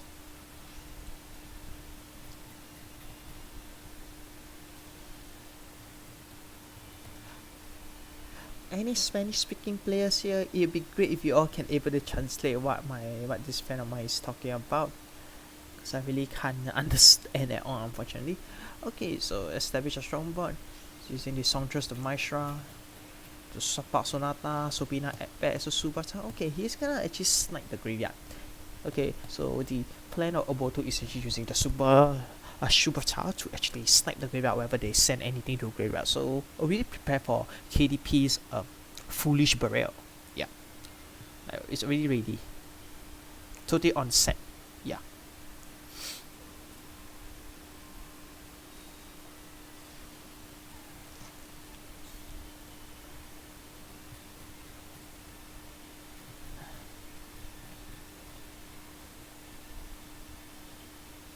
Alright, let's see what does he plan to do.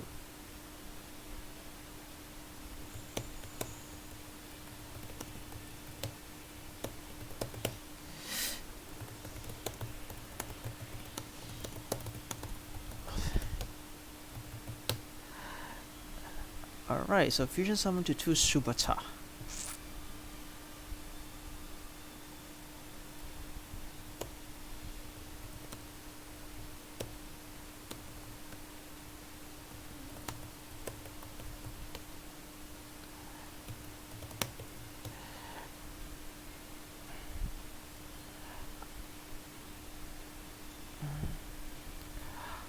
Admin, is there any Spanish speaking people?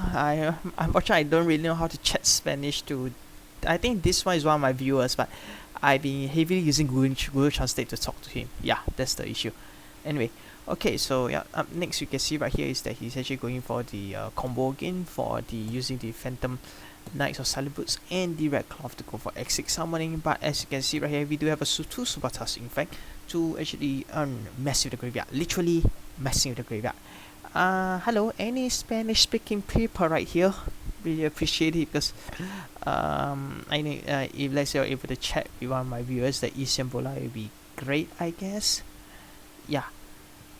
Anyway, so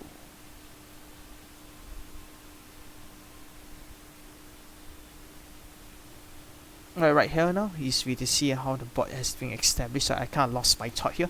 Okay, goes on Feather Knight, break sword. Okay, so he attempts to actually destroy one of the Subata. Is he gonna destroy one as well, or is he gonna just go for attack? I mean, I think he's aiming for the attack. But I do remember he has he has score in his hand. What the hell is he doing? He added score back, right? If I remember correctly. Alright, so he's gonna chain them. Is he able to chain my shot? Either player's turn. Yeah, don't think he can. Alright, Aboto effect activates. Aboto effect as Aboto's turn. Yes. Okay, my shot effect is gonna add back the score. Okay, this is gonna be a tough cookie. I mean, he actually used the Phantom Sword, so he hasn't used it.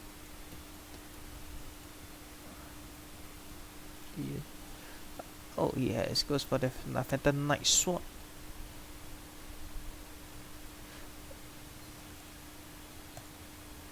So does that give the protection to his monster?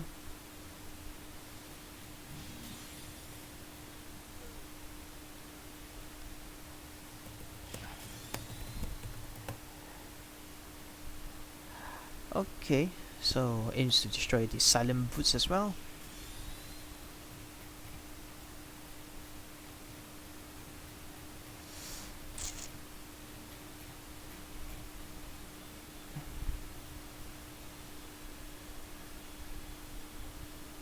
Right, passes the turn.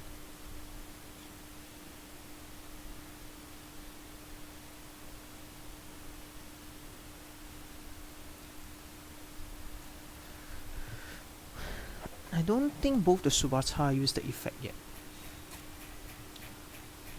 Yeah, I don't think so.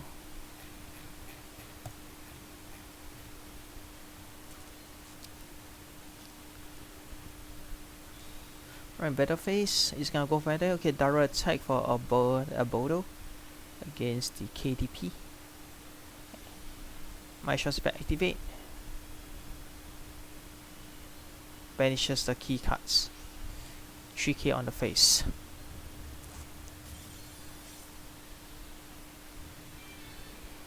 Alright, Oboto wins. Okay. Alright, oh my god, I'm feeling a bit off the peel, I guess. Oh my god. Yep. 7-7. Alright, wait, another round. Okay, let's go. Let's check whether is there any repeats. I don't think there is, not that I remember.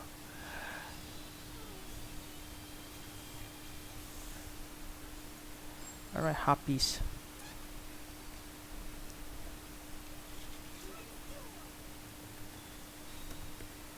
Alright, happy activate effect.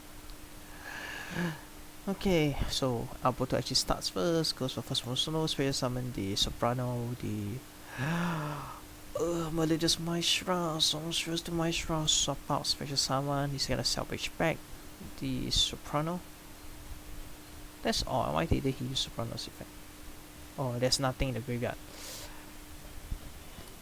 Okay, expect the soprano. Why didn't he actually summon score? Okay, soprano normal summon. At the effect to go for fusion summoning, so he's gonna really start touching the board. So he's gonna banish his banish key cards. And now because Ken starts second, so his Happy's hunting ground can actually properly trigger the effect. Alright. Okay, so 2 set cards, presumably able to stop the hunting ground. So is KDP using the hunting ground or no? You gotta use it on the first turn.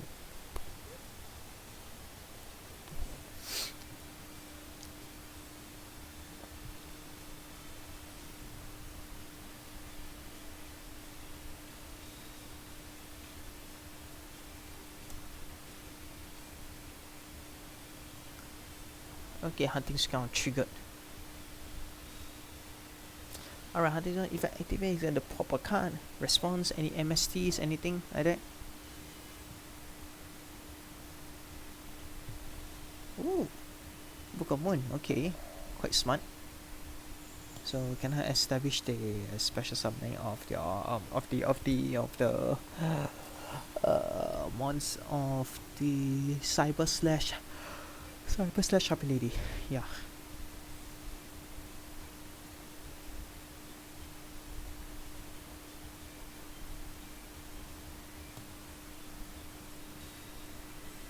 Alright. So good board, good countermeasure.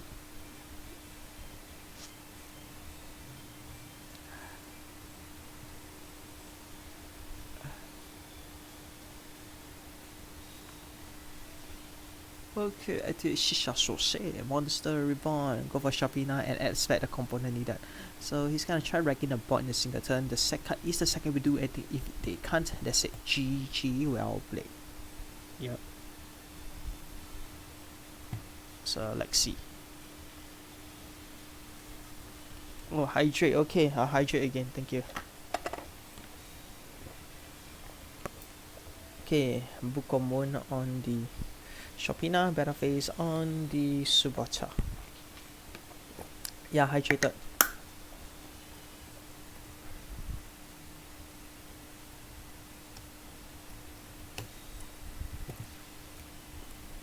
Alright, so hunting ground effect, flag a travel sets the perfumer face down. Any way to counter the perfumer? No? Okay, and I always hitting the weird stuff, but yeah, sure. Okay, so 2 set cards now.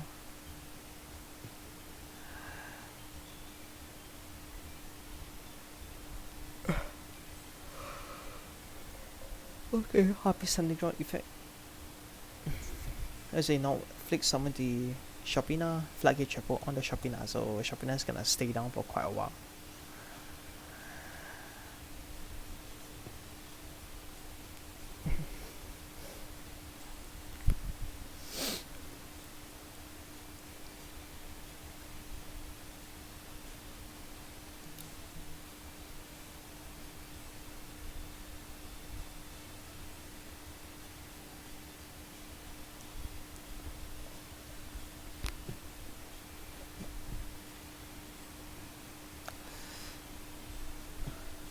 So if KDP loses this one, you'll be on Pet's balls to actually carry the game.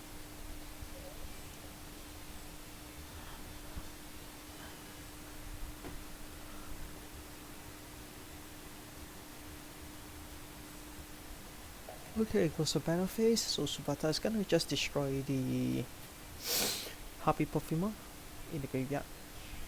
Because I think they're just waiting for him to actually have enough Happies that he can actually use a Subata's effect to banish the cards so that you waste the Feather Rest. Because he never have a Feather Rest, just don't know whether is it on the field or is it in the hand. Alright, so sets another card. Goes back to Alberto. Alberto's gonna just, make it quick. and easy. Okay, so unfortunately, because of the flaggate chapel,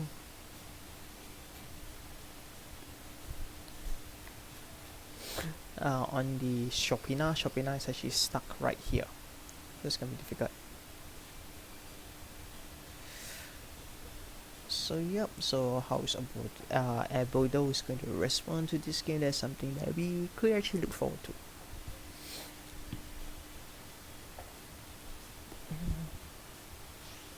Right, tribute summon. Oh, there's a gangster. He actually tribute summon. Tribute summon the Mozata. You still want to go for higher attack, I guess. But now the problem is he can establish the board because he can actually recycle. Hunting Strike effect. That's a card. Any response to that card? Necrofusion. Smart.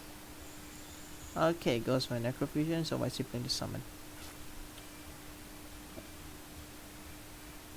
Okay, now the voice he cannot summon any more harpies because he'll be popping his own card. Alright, another superstar. I mean, thank you for that kind of attack, but he can actually banish components in the graveyard if he see the needs to. And Hunting Song's gonna be, you know, sniping his own board, so they wouldn't have that, would they? Which is ingenious, I guess. Pretty ingenious, I must say. Very ingenious.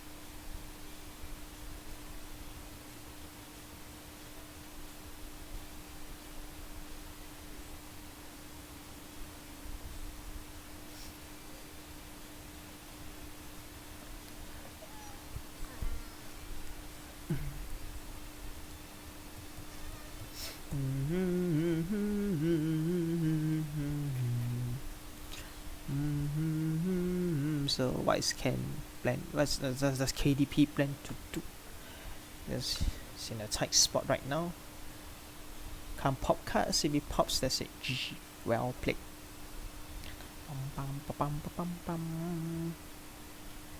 Alright, Swallow's Nest. Swap outs. Okay, so he want to abuse his Feather's Rest, I guess, but I don't think they'll allow. Okay, so no choice, had to pop your own card, which is a pity. Okay, so decide to ditch the Feather Rest.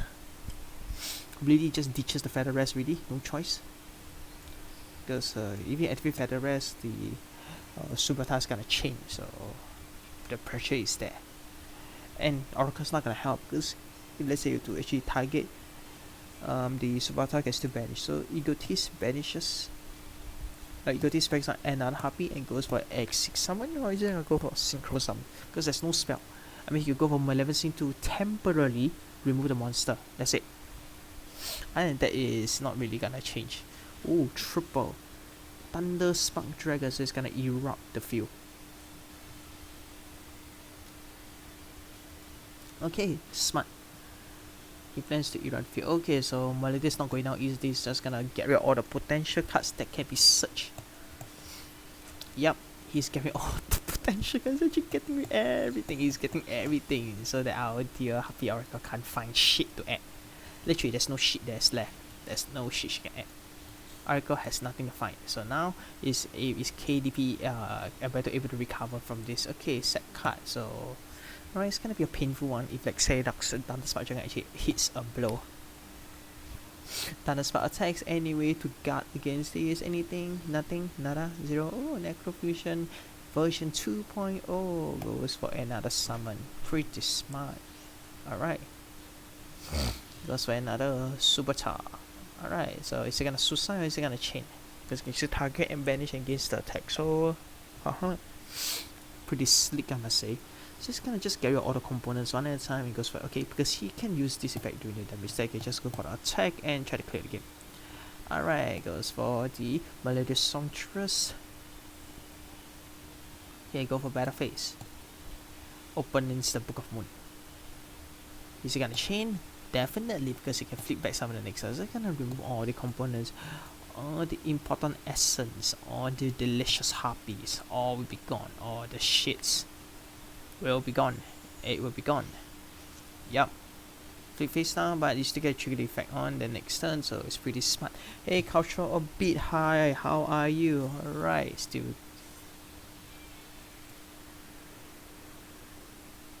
Because he still have the score in his hand, not bad. So the score actually puts up the fight and deals the final blow needed. Okay, so he actually conserved the score. So the score actually is like, you know, just increase the damage taken and voila. Alright, so now we are on the final player from Pet. Alright, and so far, although Bobo still hasn't really lost any matches yet. So our last guy is Pet. Is it?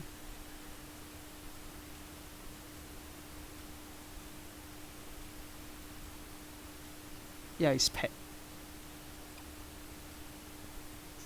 Yep, Pet.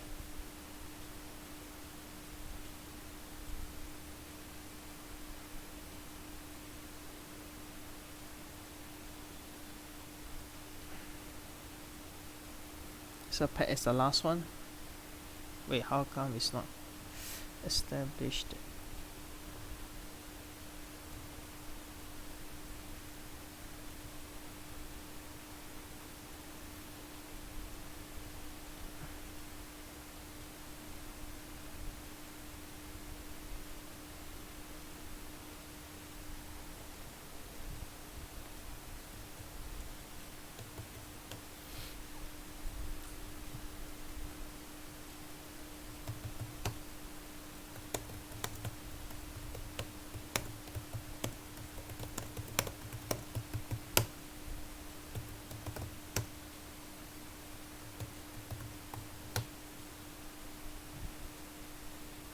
Alright.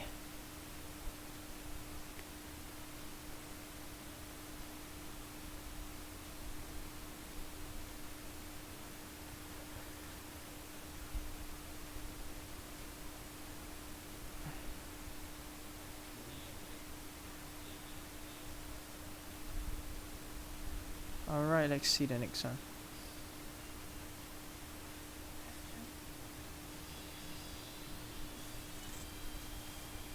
Okay, mirror match.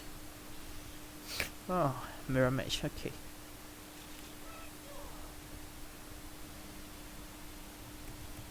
Okay, so let's see who opens the fusion faster, that's all I can say.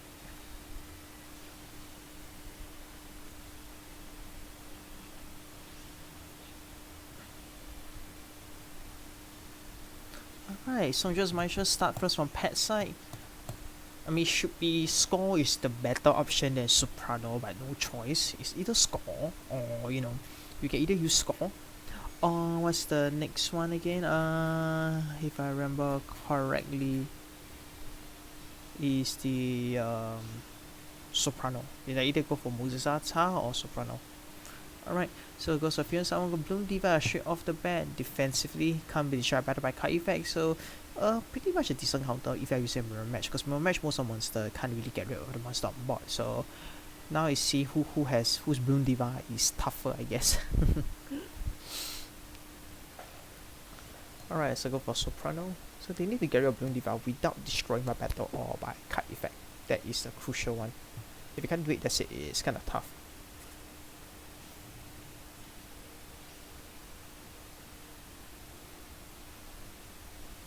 Alright, so Pina effect and recycle spec is actually the same thing.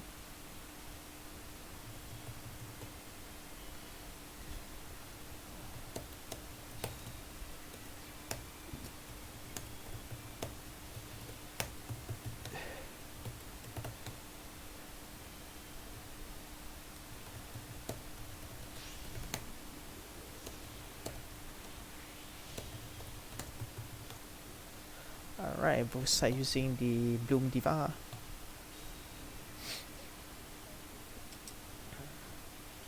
Okay, end phase goes for Miscus Pattern, destroys one of his key cards. Hopefully it's a key card.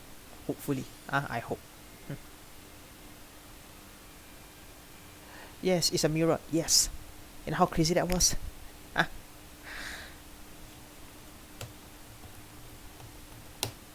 Alright. So let's see who I mean, to be honest, like both Bloom Divas will be staring each other on the board. So they both had to find a way to get rid of the Bloom Diva without destroying battle by cards. Okay, this is gonna be a very long match. Oh my god, I have no idea why, and I think this is hideous as heck. Right, so it's gonna assault on the set card. Not gonna hit the Bloom Diva, that's for sure. It's not gonna hit the Bloom Diva. Is that not gonna hit the Bloom Diva? Okay, what is the weakness is if let's say you use a normal summon monster to beat the shit out of it, there's no issue. That's the thing. Alright, so both Bloom Divas will stack each other with a smiley face, yes, on their flowers. Definitely it's gonna be an amazing match to see. He's just gonna whack it, like, okay, does he have anything on hand? No, he's just gonna whack it. Okay, so how does this situation go? You either use a normal summon monster at the risk of having a score in your opponent's hand. If not, you can actually beat the Bloom Diva. That's it. That's all I can say. Or you can just destroy it or banish it without destroying it. That's the other alternative, if there is something like that. Yeah, but he feels that it doesn't seem to work, so he just kinda ignore it, Lama.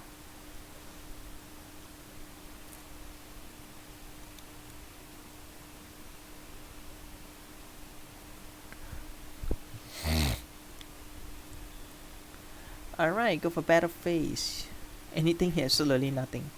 Everyone just primarily passing their turns. If this goes on, I think our border's gonna deck out first. Like really. And this is not some waiting game where people just use the Bloom Diva. Yep. Everyone is passing. So how are you gonna get rid of the Bloom Diva? Well, they just go, yes, you're gonna use a normal monster, I guess, to hit it. But you can't even be destroyed by the card effect. So that's the issue. Like you whack it, it doesn't work. You have to find a way to get rid of it without destroying it. Oh my god. Imagine this is just each player decking out each other. This is gonna be a most crazy, most abnormal match I've ever seen.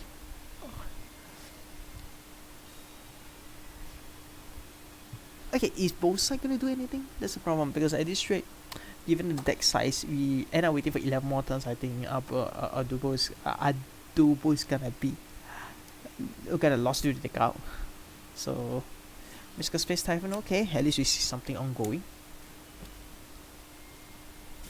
Alright, Mystical Spicer, Mystical Space Typhon, okay.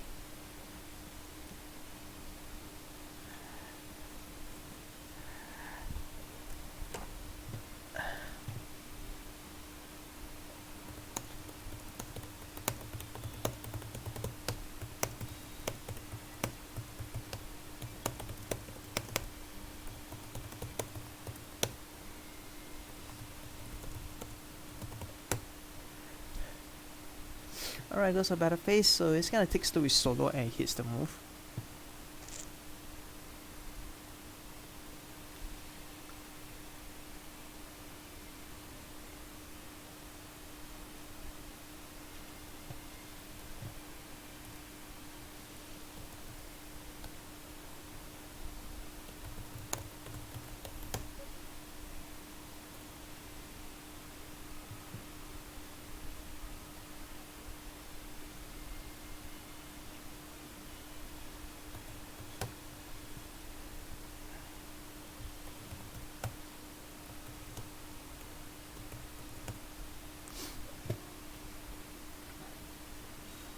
Alright, so they're just basically exchanging each other on their board, and I can't really see the situation because both of them is not gonna take any damage.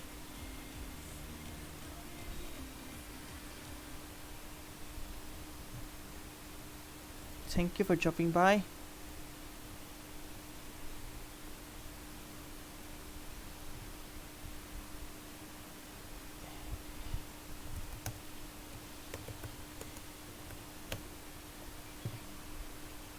Alright, battle phase, he's just gonna use Treacherous Trap Hole, but can't be destroyed by card effect, that's the issue.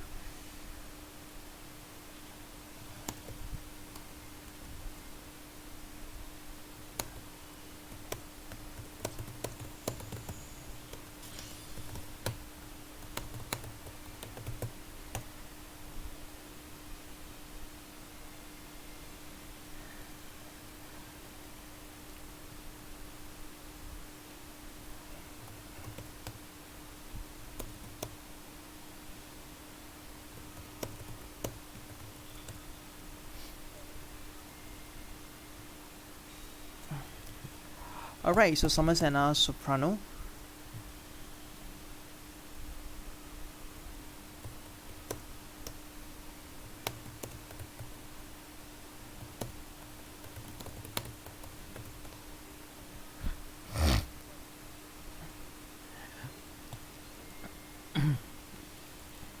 So strong effect when normal summon actually you can actually do the fusion summoning on the board. Goes for Subata, so still not be doing anything.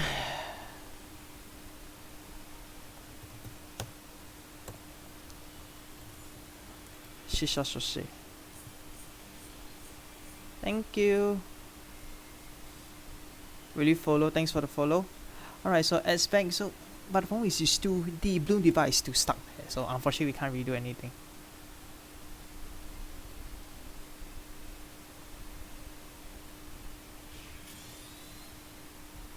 Okay, so with Subata effect he's just immediately destroyed by some monster, but blue device not able to actually stay in the is definitely going to stay in there on the board, and given the deck situation both sides having the deck differences, it's gonna be difficult because we will actually see a deck out situation. Alright, so no better damage, we need to see Subata trying to suicide over against the monster.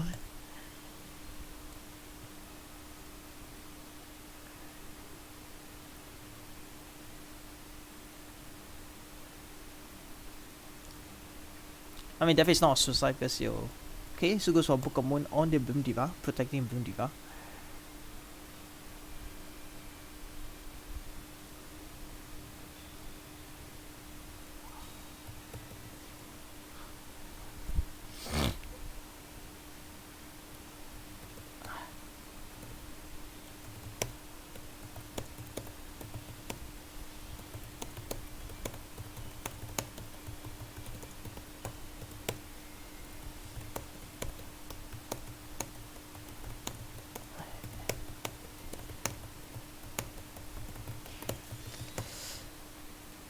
Alright, so oh my god, I beat off the okay. Subasa actually goes for the battle phase and actually destroys the solo demolition Sontress, but now the problem is stretches trap the floodgate trap hole. Here is actually set the floodgate flag to prevent the monster from inflict summon, but now Alberto is in a situation where because he has lesser cards, so it's gonna be a very hard situation for him to recover at this point of time. Okay, so Shopina still trying to add back his card, so recycles back the Bloom Diva.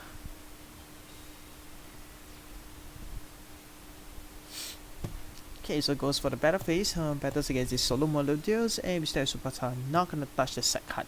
He's not gonna touch the Bloom Diva, because when he set that opponent, but given the situation, Alberto's gonna be a deck. This mirror match is freaking hilarious.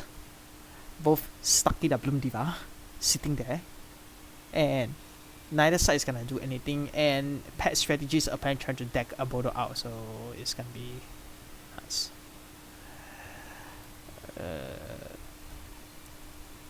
Like this situation is not gonna go anywhere.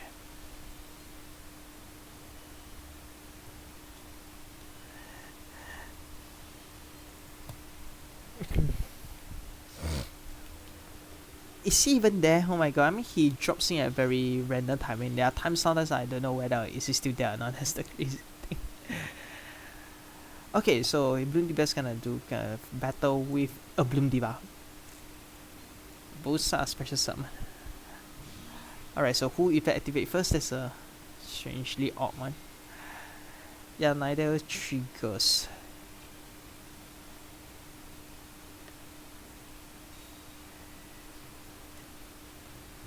Oh, I'm so bad at Spanish. I can't even understand. I mean, the Google Translate isn't really helping because there's a female version and a male version for speaking. Is it French? I forgot. Like, there's a male version of saying Spanish, so I cannot even understand the language. Oh my god. Okay, so just going for the score, increase the attack. It's not really gonna do anything. This does nothing. Oh my god, this mirror match is like it pains to see this mirror match. Alberto lost because of the number of decks he has. It's the most weirdest kind of game. Like this mirror match shouldn't even exist. What the hell? Oh my god. Alberto is gonna lose out because he's gonna lose because of deck out. That would be such a disastrous play. Like as if Pat just understand. Oh, maybe I should play a mirror match and I have slightly more a build against my opponent and I can actually survive the board. So it's kind of nuts. I have no idea how crazy it was. It's like, oh shit. And we still down, and then Pet is our last player. And we still have two more players. Alberto still, Edo Boy still has one more chance to fight against Pet. But against the Melodious, I'm not sure how much can it help this issue. Alright, Shisha Shoshe, Hatsto, Monster Reborn. So yeah, so very smart. Monster Reborn taking the opponent's Shopina. Yeah, that helps. That really helps. Alright, so it goes for the Soprano.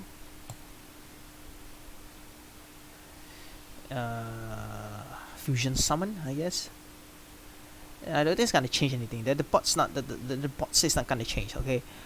Unless there's a way to get rid of Boom Diva, Bordeaux's chance of losing is there, unfortunately, because he's gonna lose by that guy.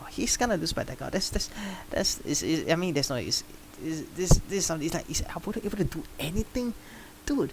He's gonna be just torturing himself, drawing a card at a time, knowing that he's gonna lose. Like, this is the most. This is the worst way to lose, like ever. The worst way to lose. Okay, change the MST. Is just gonna destroy another card, I guess. This is the worst way to lose, like ever. Worst way.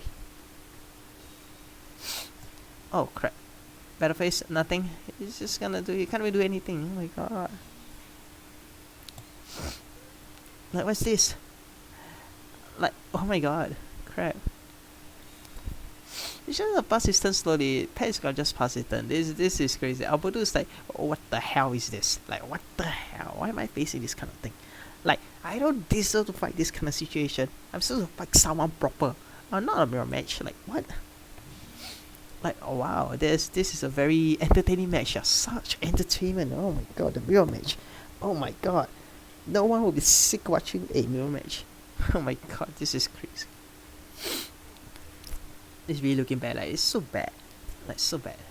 Yeah, they said that he can't do anything. He's gonna attack out. He's can't do anything. He can't do jack shit. But sometimes I feel if you're playing a match, you might as well add one lava golem there. I guess. I don't know. Like, that's for me. I feel you could just add one lava golem, I guess, to chip it away the Boom Diva. I mean, Pet's just gonna enter. Pet's gonna just enter. Like, he's gonna just enter. That's it. Yeah, lose because you deck out. What the hell? What kind of nonsense is this? Like, this is not. If this is like, what the hell, man? Like, how you take down a Melodious? Okay, play a mirror match and ensure that you're able to hold on the board longer. That's it. End of story. Pet just win just like that. So now we have to see is the next one by Adobo Boy. The deck by Adobo Boys will do something on us. It's just a waste, man. It's a waste. That Melodious mirror match is really an insult to all Melodious. Like, really, like, such an insult. Like, freaking such an insult. Like, it's really an insult. The previous one is such an insult. Like, I could vomit blood, man. Oh my god. It's like, what the hell, man. Okay, next match. So then they have the bot now. Oh crap. Okay, Shark at 6 isn't really I mean, in a sense, if you're able to kill before the fusion summon, I guess should be okay. You see, that's about Pet has a bigger deck size. Like, my deck's a bigger deck size than normal Melodious. So unfortunately for this case, Ebodo actually lose because of this situation. I mean, that's an insult, really. Melodious playing this kind of situation, like, really. Oh yeah, it's gonna be a tough one for them, unfortunately. Alright, so need to prevent the monster from coming out, but how? It's gonna come out sooner or later. The fusion summon is gonna be established sooner or later. It's just whether is a Pet able to store it out. That's it. That's really it.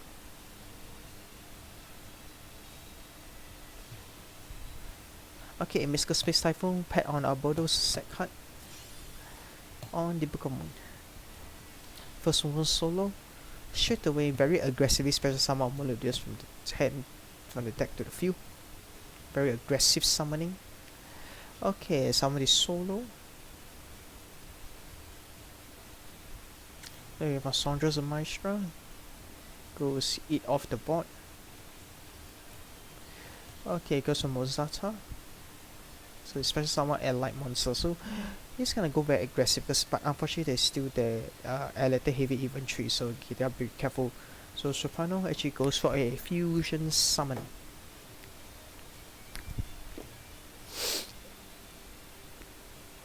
But unfortunately, even if a beast dollar detach, this one starts a new chain. So by the time the special summon could have been resolved. If let's say the fusion summon, and Spoon Diva is a very ideal card to in this situation because they can't be destroyed by battle or by card effect and can still inflict defenses, so that's pretty scary itself. So yeah, it is tough, very tough. And yeah, we're still stuck on the last two players of the game. Okay, so oh, he didn't fusion summon. Okay, that's nice. So goodbye to Soprano. Right, so normal summon the Sonata and goes for another solo. Hits the board immediately. Any set card, anything. Throws a score for himself. Goes for battle phase. Kills a Bodo straight away. Wow. Right, so we are tied neck to neck. 8-8. Jesus. Alright, so last place up. Yep. Wayla Devi. So last side.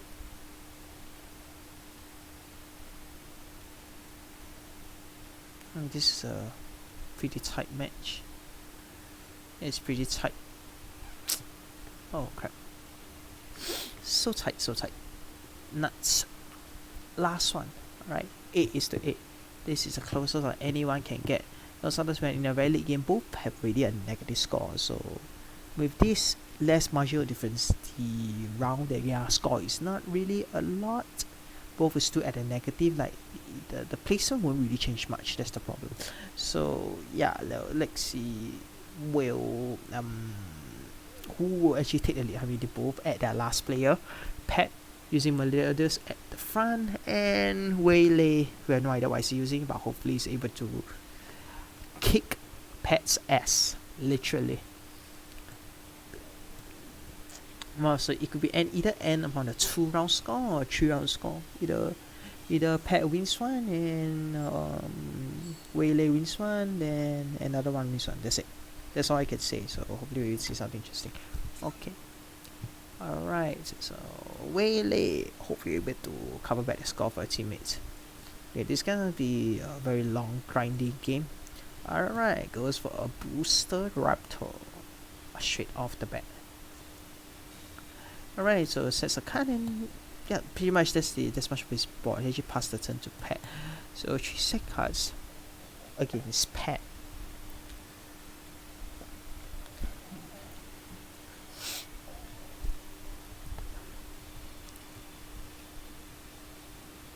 Alright, so let's take a look.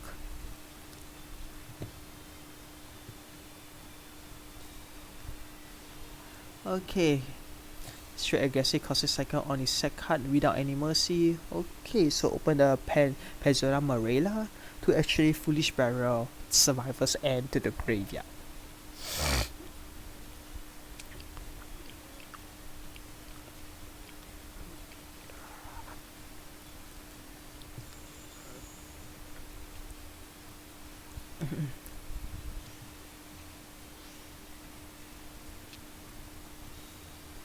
Yep, definitely simply. Okay, so Songstress to Maestra, yes, to bounce the Sonata back to the hand, then build a board, then special summon another Sonata.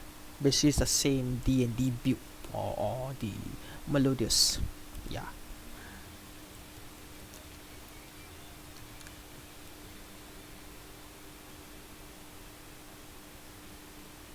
Alright, this stream has been wait, let me see whether can I find. Is it time or is it? Is it? I forgot. Is it? Wait, shit. What's the function called again? Shit. I forgot the function. Crap. Never mind. Later I'll check.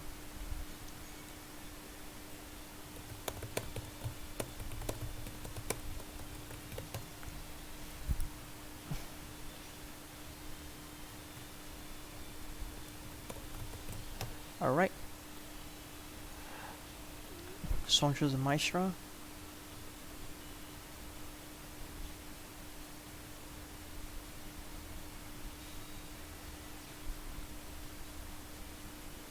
Ah, yes, uptime.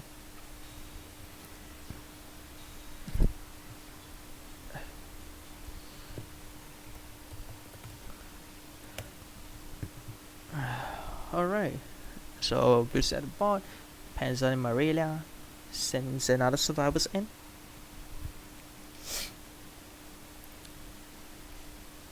Yeah, uptime 2 hours and 51 minutes.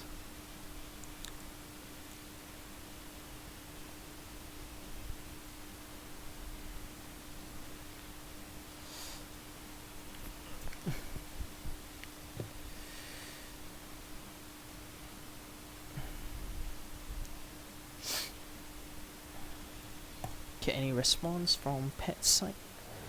So let's see how is Pet going to respond to this. Okay, so he really triggers survivors N to destroy Shopina, and arouse survivors N, tagging the same booster raptor to destroy Sekhan. Yep, still works that way. So Shaw Sonata hits on Relay. Booster Raptor effect end phase activates. No, I've been streaming quite a long time already. Yeah.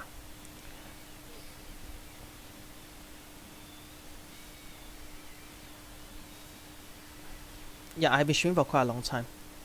Okay, so goes for a Screw Serpent. Effect special summon the Booster Raptor.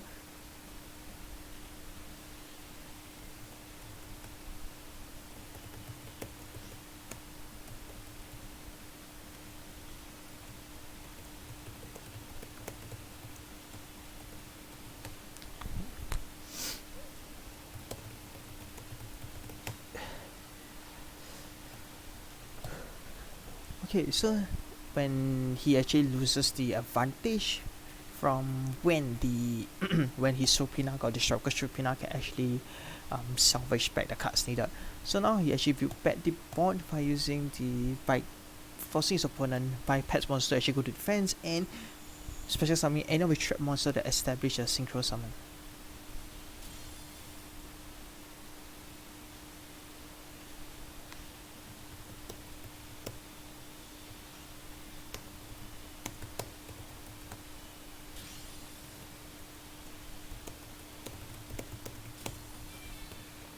Alright, so Waylay wins. Connection fail. Wait, connection fail.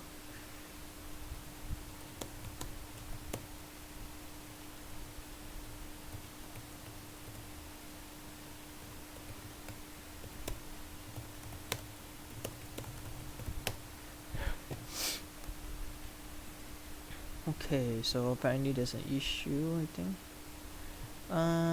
Yeah, so Waylay wins, I think. Yeah. Okay.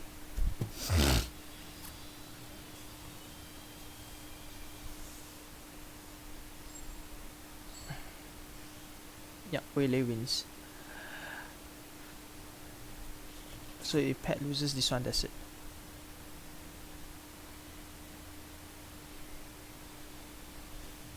Okay, Dragon Knight's path goes straight away for the Gaia. Alright.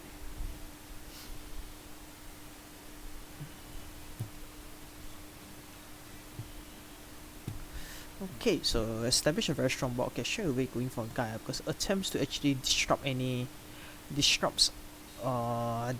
his opponent monster. So usually in this kind of situation, you actually summon the Gaia, sorry, sorry, the Gaia, the magical nature in defense position, so that any monster that the Waylay actually sets or summons out on the board, he actually disrupt them. Because usually what most teachers do is they had to establish a proper board, okay, or they use that trap to send the survivor side to the graveyard to destroy the monster's search. But they need to do it at their own benefit, because if they do it at the end of their turn, it's not going to do anything. They usually trigger it at the end of bonus turn. Alright, so it goes for flight control, swapping out with the TG Screw Serpent, swaps out with the another Booster Raptor. So we can actually see that the way he searched the deck, we can actually foresee he do have a fair number of cards to send Survivors and the graveyard. This is what we can establish. Alright, so he's actually pairing up two Booster Raptors to counter the Gaia the Magical Knight of Dragons, because the Gaia Magical Knight can destroy one of them, so at least there's still some monsters for cover and do a proper recovery. Alright, so setting 3 cards, definitely there'll be some traps that send Survivors to the graveyard. Alright, so actually he don't plan to do it, he didn't plan to actually destroy the monster yet, so he's gonna establish about short battle phase, because battle phase can't actually activate effects. So if let's say Wele needs to do, and he hasn't done it during the main phase, he can't actually delay any longer.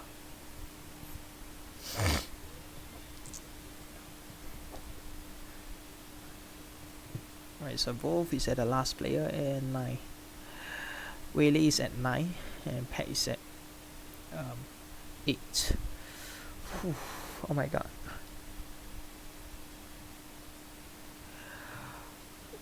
Oh, it's actually 12:36 AM for my side.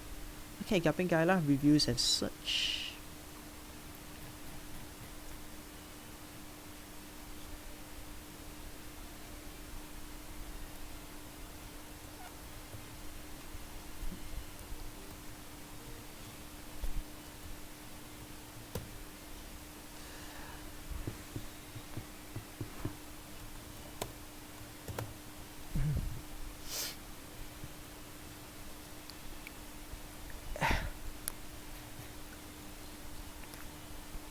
So search for the Gaia the Magical Knight.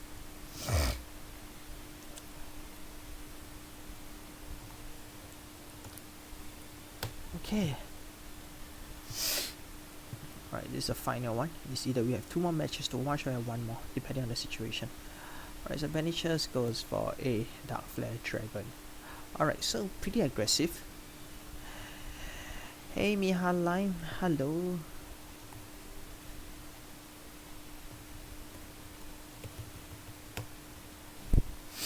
Alright, so right now, if let's say they find a way to get rid of the Booster Raptor to the graveyard, Dark Flare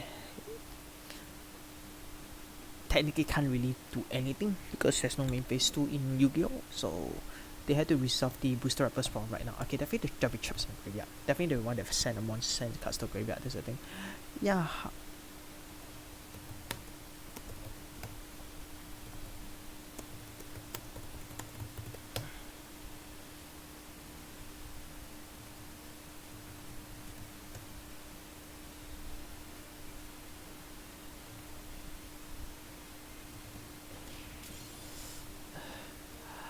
Okay, so goes to battle phase, destroys both of his Booster Raptor.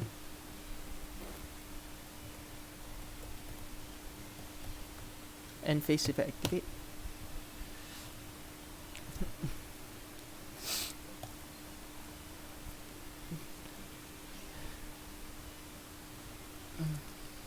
So actually pretty smart on changing the Gaia Magical Knight to defense.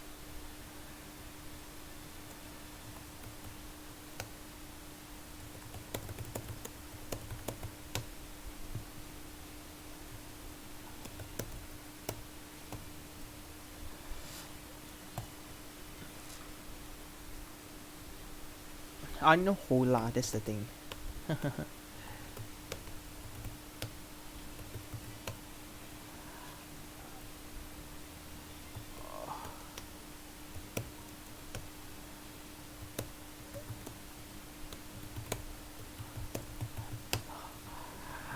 Alright, so Booster Raptor had end phase.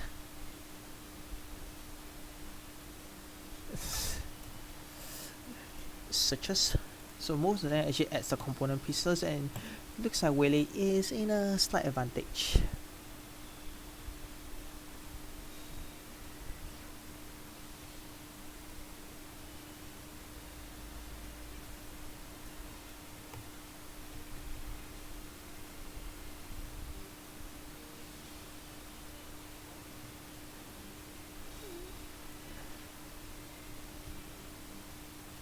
Okay, so Vukamoon totally disrupt the synchro summoning.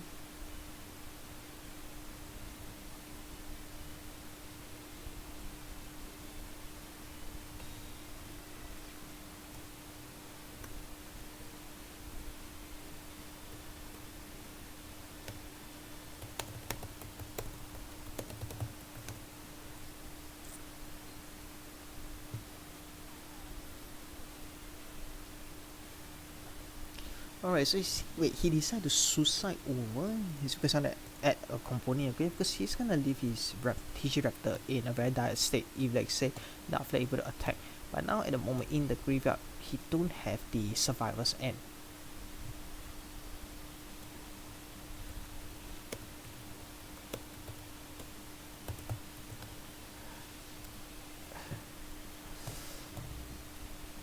Alright, Pezek Coneda special summons back except for defense, but Raptor itself in a dire situation, but unfortunately got the Morelia to actually foolish barrel the Survivor's End. So he's still more or less holding on. Yeah. Oh. Don't intend to try.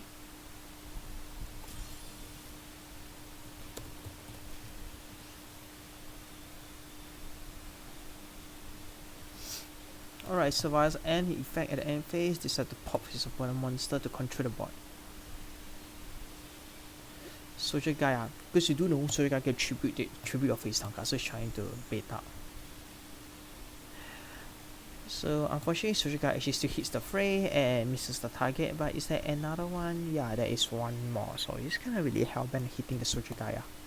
He's sparing no mercy against that Soldier Gaia, none at all.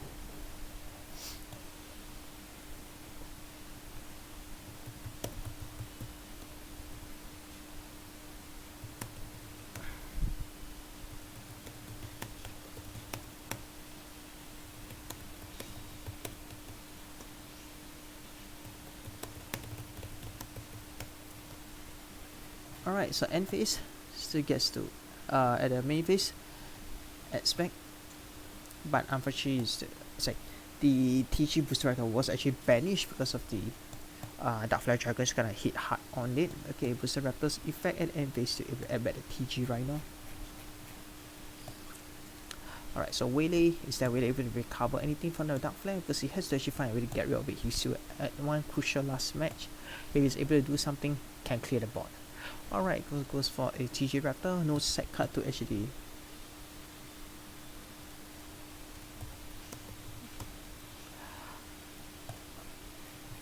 Alright, goes for Synchro Summoning. So since now Survivor's End as a backup, Star Guardian, effect such as adds the Werewolf, Guardian effects, Precious Summons, Rush Rhino, Werewolf effects, Precious Summon itself, goes for the Hunting Bow, the double attack, goes for the Hama, the Conquering Bow. Alright. Oof, that's swift. That is swift. Okay. Alright.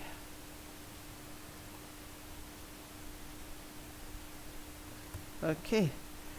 I think that's it, eh? Should be.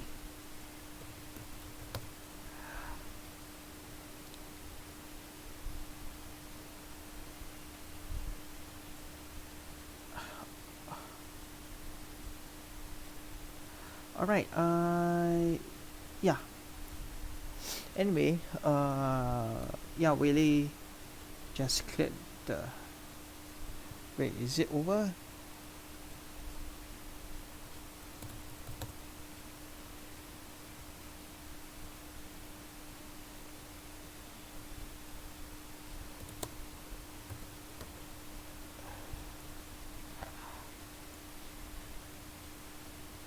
Sorry, my bad. Okay. Alright, that seems to be it.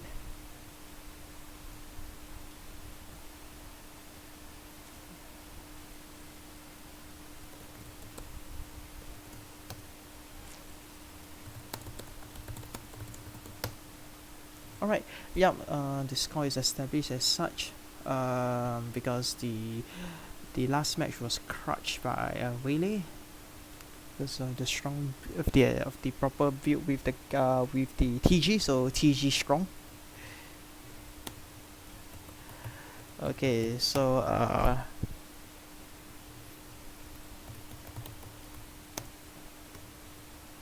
okay. Anyway, So yep, so this comment is the end of the stream. Thank you so much for dropping by. Yeah, Relentless actually cleared this.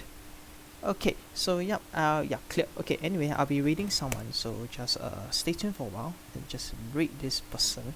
She should be online, a very good friend of mine. Yeah. Okay. Alright. So we'll be actually reading. Well, what is Laura Benz doing? Why is he? Mature audience? What the hell is he doing? Oh my god.